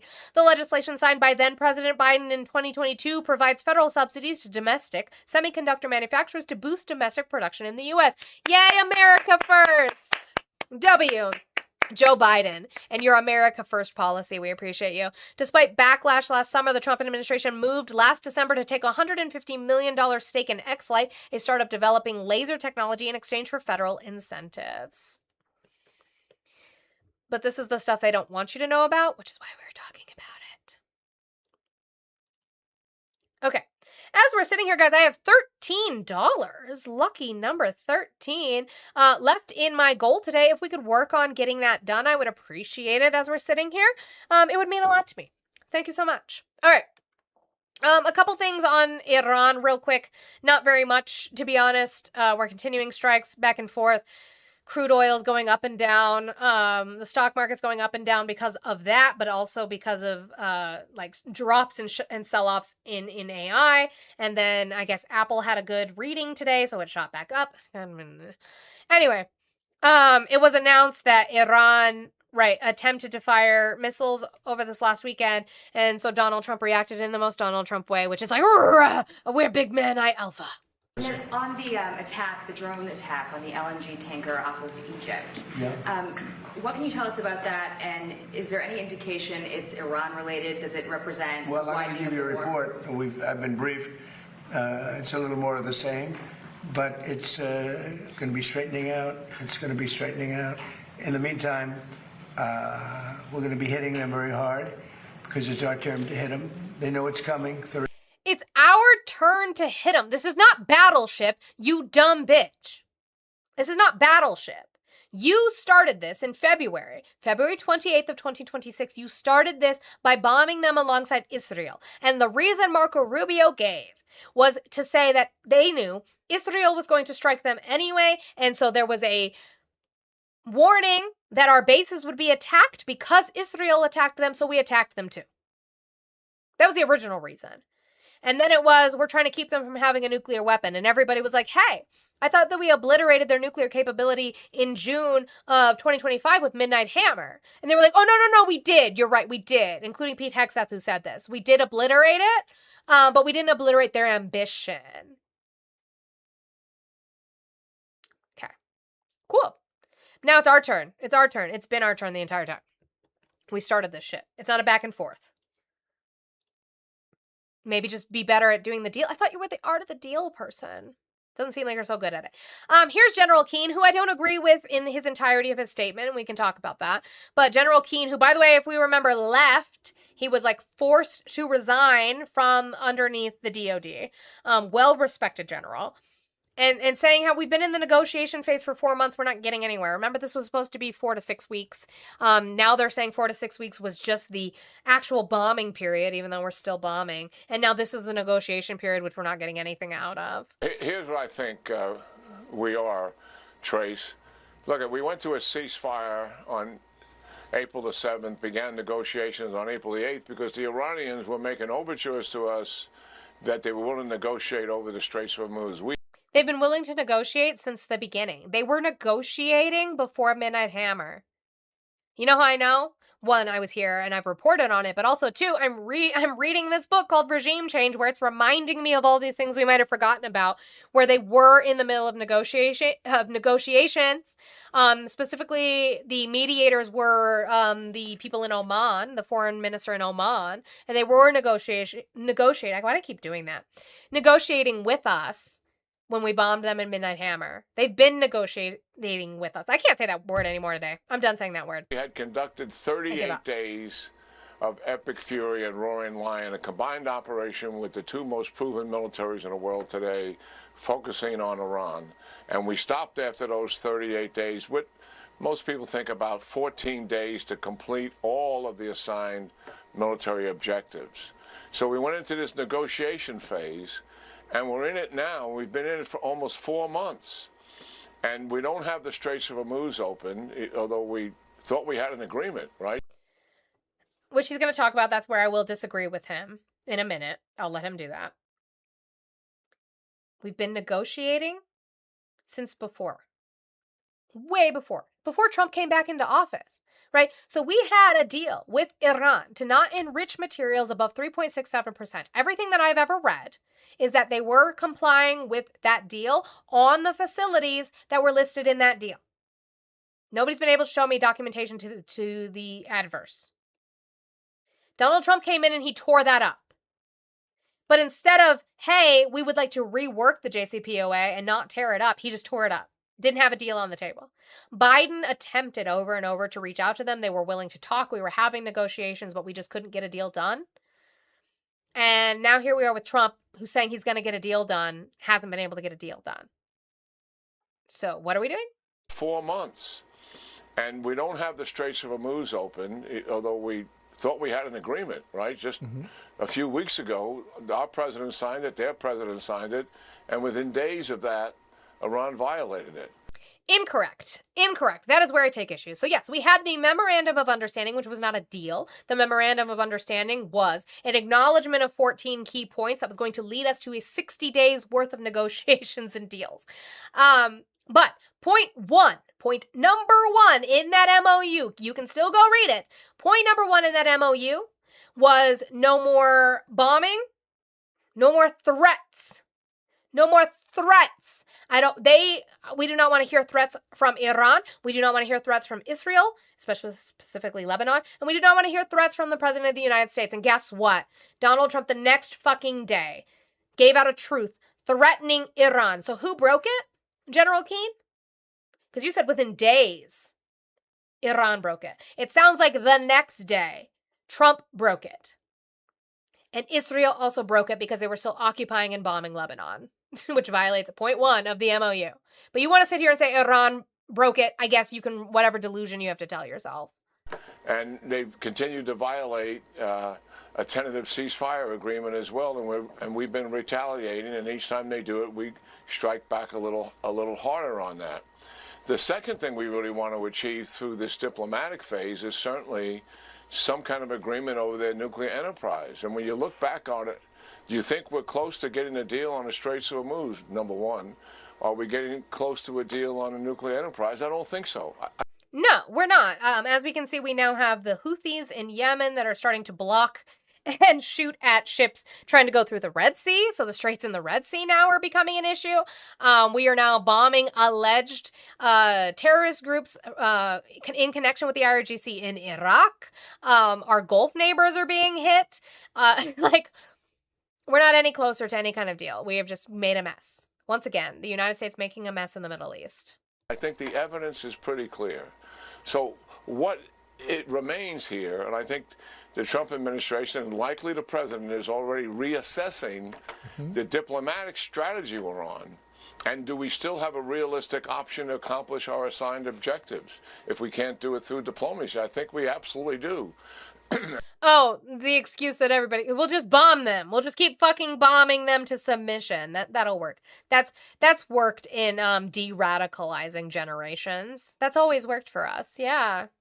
And what that is returning to major combat operations, combined operation, certainly with CENTCOM and with the Israelis. They're both ready and prepared to do that.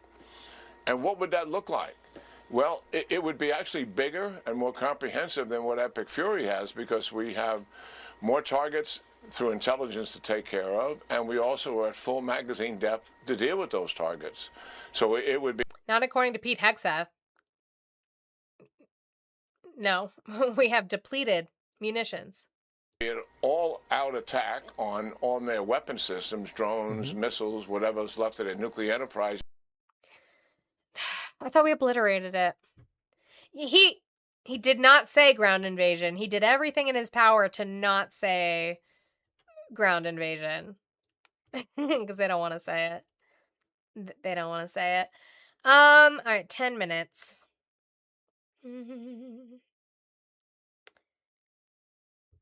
Okay. Nah, do I want to do that? No. I'll do that tomorrow. Actually, speaking of Iran, this is the perfect moment for me to show this. This is Sean Duffy, the transportation secretary. This is his wife. She is a correspondent on Fox. And she actually, I think she makes a good point. I don't agree with the fact that it's happening. It is Friday, I know. I don't agree with the fact that it's happening, but I agree with her point here. Right now. And I think that's part of what is so worth looking at when you talk about anti-Semitism in the New York City and what people are so concerned about. Yeah, it's an important backdrop. And I understand what you're saying, Rachel, that the problem with him not speaking up are all the Jews in the city that are in danger. I have also spoken to a lot of Jewish people who think that Benjamin Netanyahu bears... Oh, did I say tomorrow that I would go over that tomorrow? No, I mean next week. Sorry. I'm not going live tomorrow. I'm not going live tomorrow. No. Monday. Sorry. Part of what is so worth looking at when you talk about anti-Semitism in the New York City and what people are so concerned about. Yeah, it's an important backdrop. And I understand what you're saying, Rachel, that the problem with him not speaking up are all the Jews in the city that are in danger. I have also spoken to a lot of Jewish people who think that Benjamin Netanyahu bears some responsibility for the rise of anti-Semitism, that some of his maximalist policies in terms of the war and how it's been executed, I think there's some fair criticism, and that is the highest number of child amputees of any modern conflict is in Gaza. That doesn't minimize the horrors of October 7th, but I think it's fair to have that conversation. It's just not a conversation that Mondani should weigh in on, because it... Okay.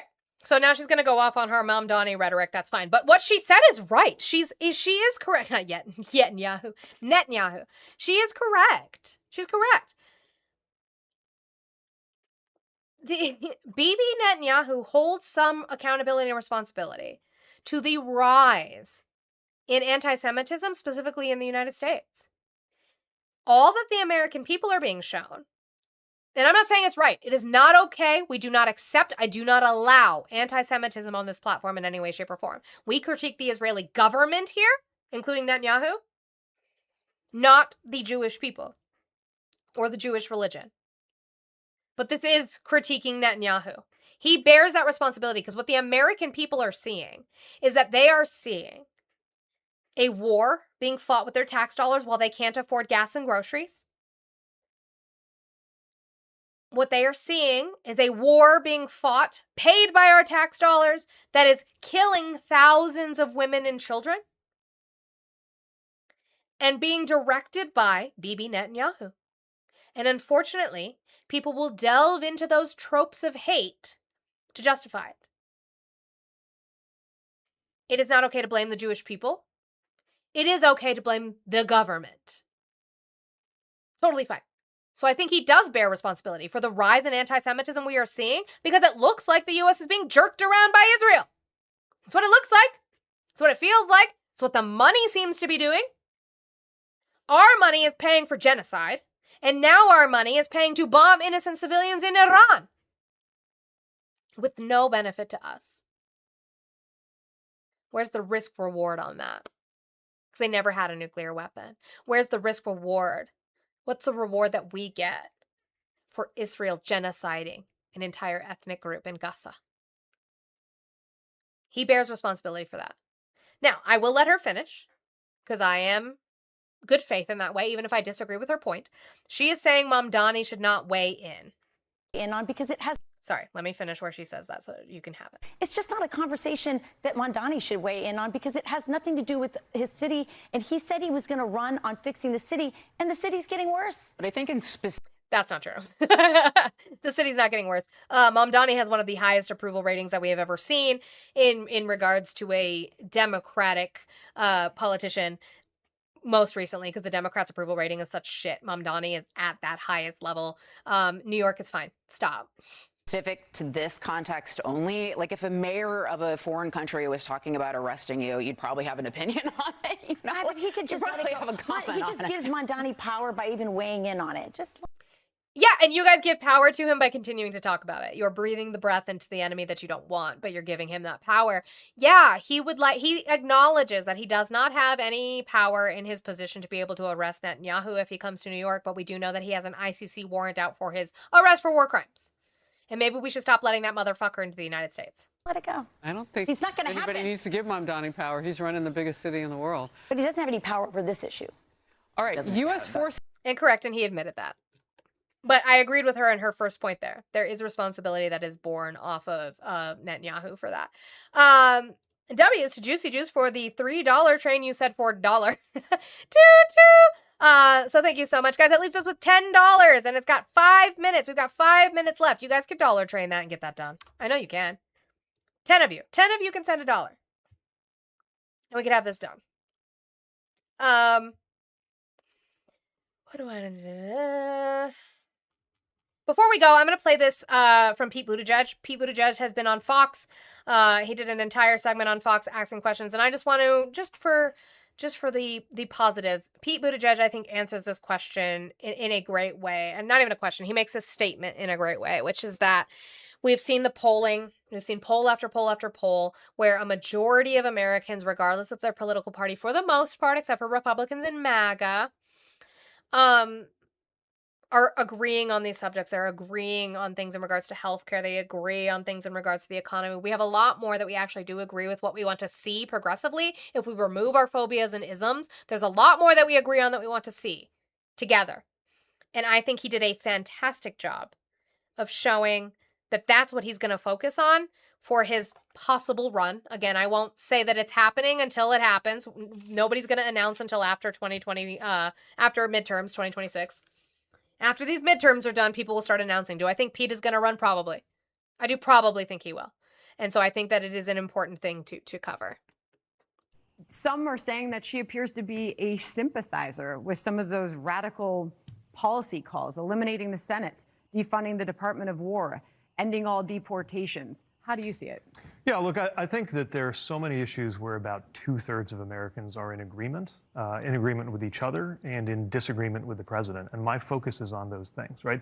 2/3 of Americans disagree with the Trump tax cuts for the wealthiest Americans. 2/3 of this country believe that wages ought to be higher. Even most Republicans think we ought to raise the minimum wage more than we have. Most Americans believe that we ought to have health care for everybody. There's a version of it I've proposed. There's obviously lots of different versions of how to do that. But that's something most people agree with each other on. Most people are against President Trump's health care cuts, many of which will go into effect next year, I think kind of cleverly timed to come just after the election. So that to me is where the center of gravity of the country meets the center of gravity in my party. And that's what my focus is on when I'm traveling around the country. I go to a lot of places, including more conservative places. We were in Nebraska recently. I was in Arkansas campaigning. And those are the things people most want to know about. How is my life going to be different depending who's in charge? So you just pitched to I think that's what's going to be important. What's going to be important is no more of this Trump bullshit. What's going to be important is talking about the things that we agree on together and proposing policies that are going to do those things that we agree on. I think that's going to be important. So W to Buttigieg for that. Thank you so much to, thank you, Justin, for $2. You said if he's going to complain, extend Ruben's ban. That's what I was writing down. I wrote it down to make sure it's not on a weekday because, you know, we don't count weekdays. So he gets another day of bans into perpetuity, I guess. And then Megan, thank you so much for the $5 for Love the Lives. Fuck Donald Trump. W, Megan, thank you so much. Hold on, let me do I can do math. Leave me alone. I can do math. Guys, $3. We got $3. We can knock that out. Live chat. Yes, I'm getting yelled at for my live chat. I put this in funny. It was relative to health stuff. Oh, okay. I bring up, we play. Where'd it just go? Oh, right there. Hold on. Let me pause. What is that? I hate this. I already hate this.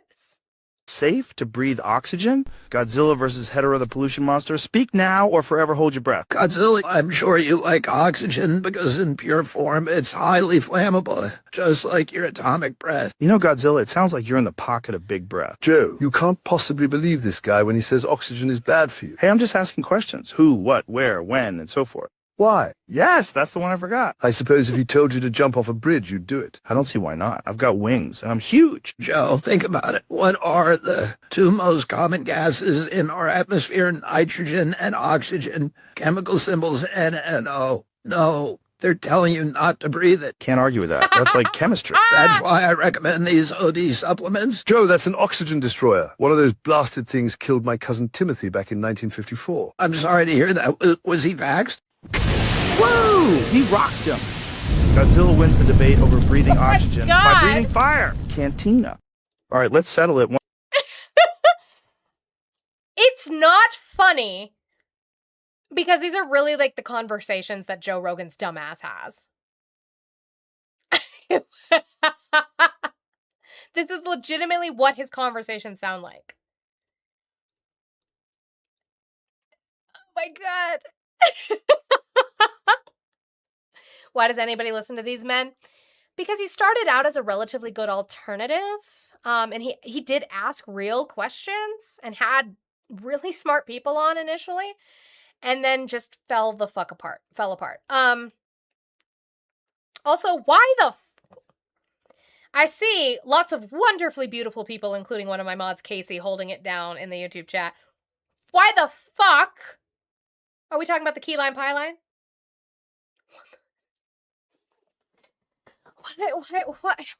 Why?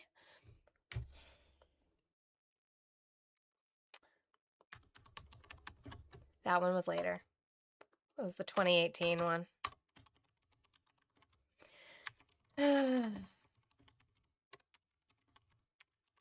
What? Why? Why?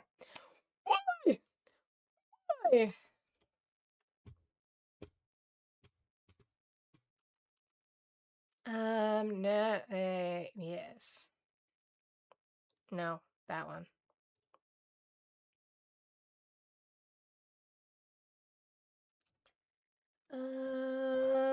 Where's the... That's the one. That's the one I want.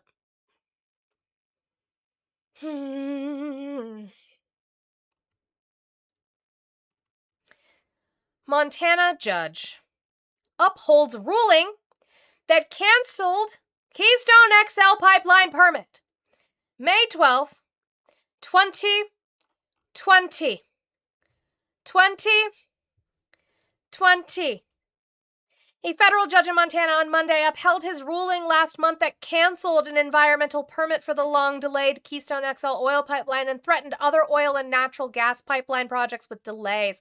Chief U.S. District Judge Brian Morris denied a request by the U.S. Army Corps of Engineers to narrow his April 15th ruling that canceled the so-called nationwide Permit 12. The permit allowed dredging work on pipeline across water bodies. Morris said that the Army Corps did not adequately consult with the U.S. Fish and Wildlife Services on risk to endangered species and habitat when it renewed the permit in 2017 to allow the agency to continue authorizing new oil and gas pipeline construction. Guys, remember, if you're on my TikTok chat, I have a Keyline Pipeline sticker you can put in the chat right now.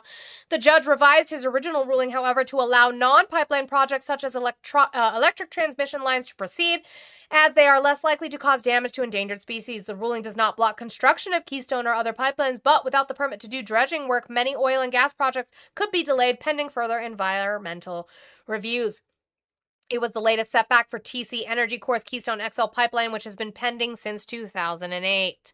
Also this. The pipeline would take heavy Canadian oil from Alberta to refineries and ports on the Gulf of Mexico via connections in the U.S.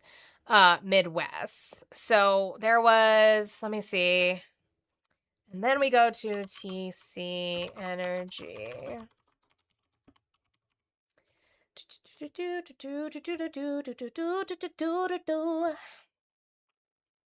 love that it says blocked by Biden, but it wasn't. The developer officially cancels Keystone XL pipeline project blocked by Biden, a $9 billion oil pipeline that became a symbol of the rising political cloud of climate change advocates and flashpoint in U.S.-Canada relations, are officially canceled on Wednesday. Keystone XL, which proposed in 2008 to bring oil from Canada's western tar sands to U.S. refiners, was halted by owner TC Energy Corp after U.S. Biden revoked a key permit needed for a U.S. stretch of the 1,200-mile project. Now, all Biden did was revoke the permit. It's gone. My sticker's gone. What happened to my sticker? I'm gonna have to put it back. That's weird. I didn't delete it. I'll have to put it back. All he did was revoke the permit after the judge said no. Let's see. Let's see if it goes into the history here. Trump approved the permit for the line in 2017, but it continued to face legal challenges that hampered construction. Biden had committed to canceling the project during his campaign and revoked the permit soon after taking office. There is that one. Let me find the... Because my thing was SCOTUS denied the Keystone case, if I remember right. It wasn't that they even ruled on it. They just didn't want to take it up. U.S. Supreme Court deals blow to Keystone oil pipeline project. The U.S. Supreme Court handed another... Oh, let me do the year. Sorry, you guys aren't good at this. July 6th of 2020. The U.S. Supreme Court handed another setback to the Keystone XL oil sands pipeline from Canada on Monday by keeping in pace a lower court ruling that blocked a key environmental permit for the project. Canadian company TC Energy needs the permit to continue building the long-disputed pipeline across U.S. rivers and streams. Without it, the project that has been heavily promoted by President Donald Trump faces more delay, just as work on it had finally begun this year following years of courtroom battles. Monday's Supreme Court order also puts on hold an earlier court ruling out of Montana as it pertains to other oil and gas pipelines across the nation. In the Keystone case, an April ruling from U.S. District Judge delayed not just Keystone, but more than 70 projects. So it wasn't Biden. It wasn't Biden. July of 2020 was beforehand. They needed the dredging permit to be able to continue their work, because that's kind of what oil does, is it dredges. They needed that. And the court in Montana said no. And SCOTUS said no. So all that Joe Biden did was release them from the permit so that they can get other jobs. By that point, TC had abandoned the project, so it didn't matter. Didn't matter. Glad we can cover that. I do love a good key lime. I'm very mad that my sticker is gone, and I'm gonna fix that as soon as I get off of here. All right. On that note, did we complete the 3? Yes, we did. Thank you. I'm assuming that's Queen. Queen, you said, how you're gifting suspended? They hating on my homegirl, huh? Yeah. They don't like when I show clips. That pre-recorded shit, they just really don't fucking like it. They've been getting me for it. I've been trying to, like, remove the browser window. Like, they just really don't like it. Me and my husband are working on something else. I don't know if maybe if I put my whole face on the screen with, like, an even smaller window in the corner, that if that'll do it. I don't know. I don't know. It is what it is. Thank you, Queen, though. W's. Thank you guys for completing out that goal today. I appreciate you so very much. Yes, husband. If everyone taps 217 more times, we will get to 300,000. We can do this. Oh, God.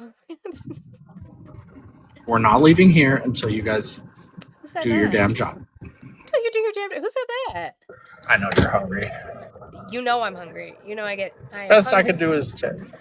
The best I can do is 10 is Yeah, wild. you get hangry. Get hangry. Ew, there's only men on. We're not rating anybody. It's Friday. We're gonna let the women go do with what's whilst he's holding his hostage. Justin posted in there. Justin posted in your chat about rating. Oh, is she? Oh, Someone. is she running her fundraiser right now, Justin? If she's running a fundraiser, and that's TikTok, right? Is it just TikTok?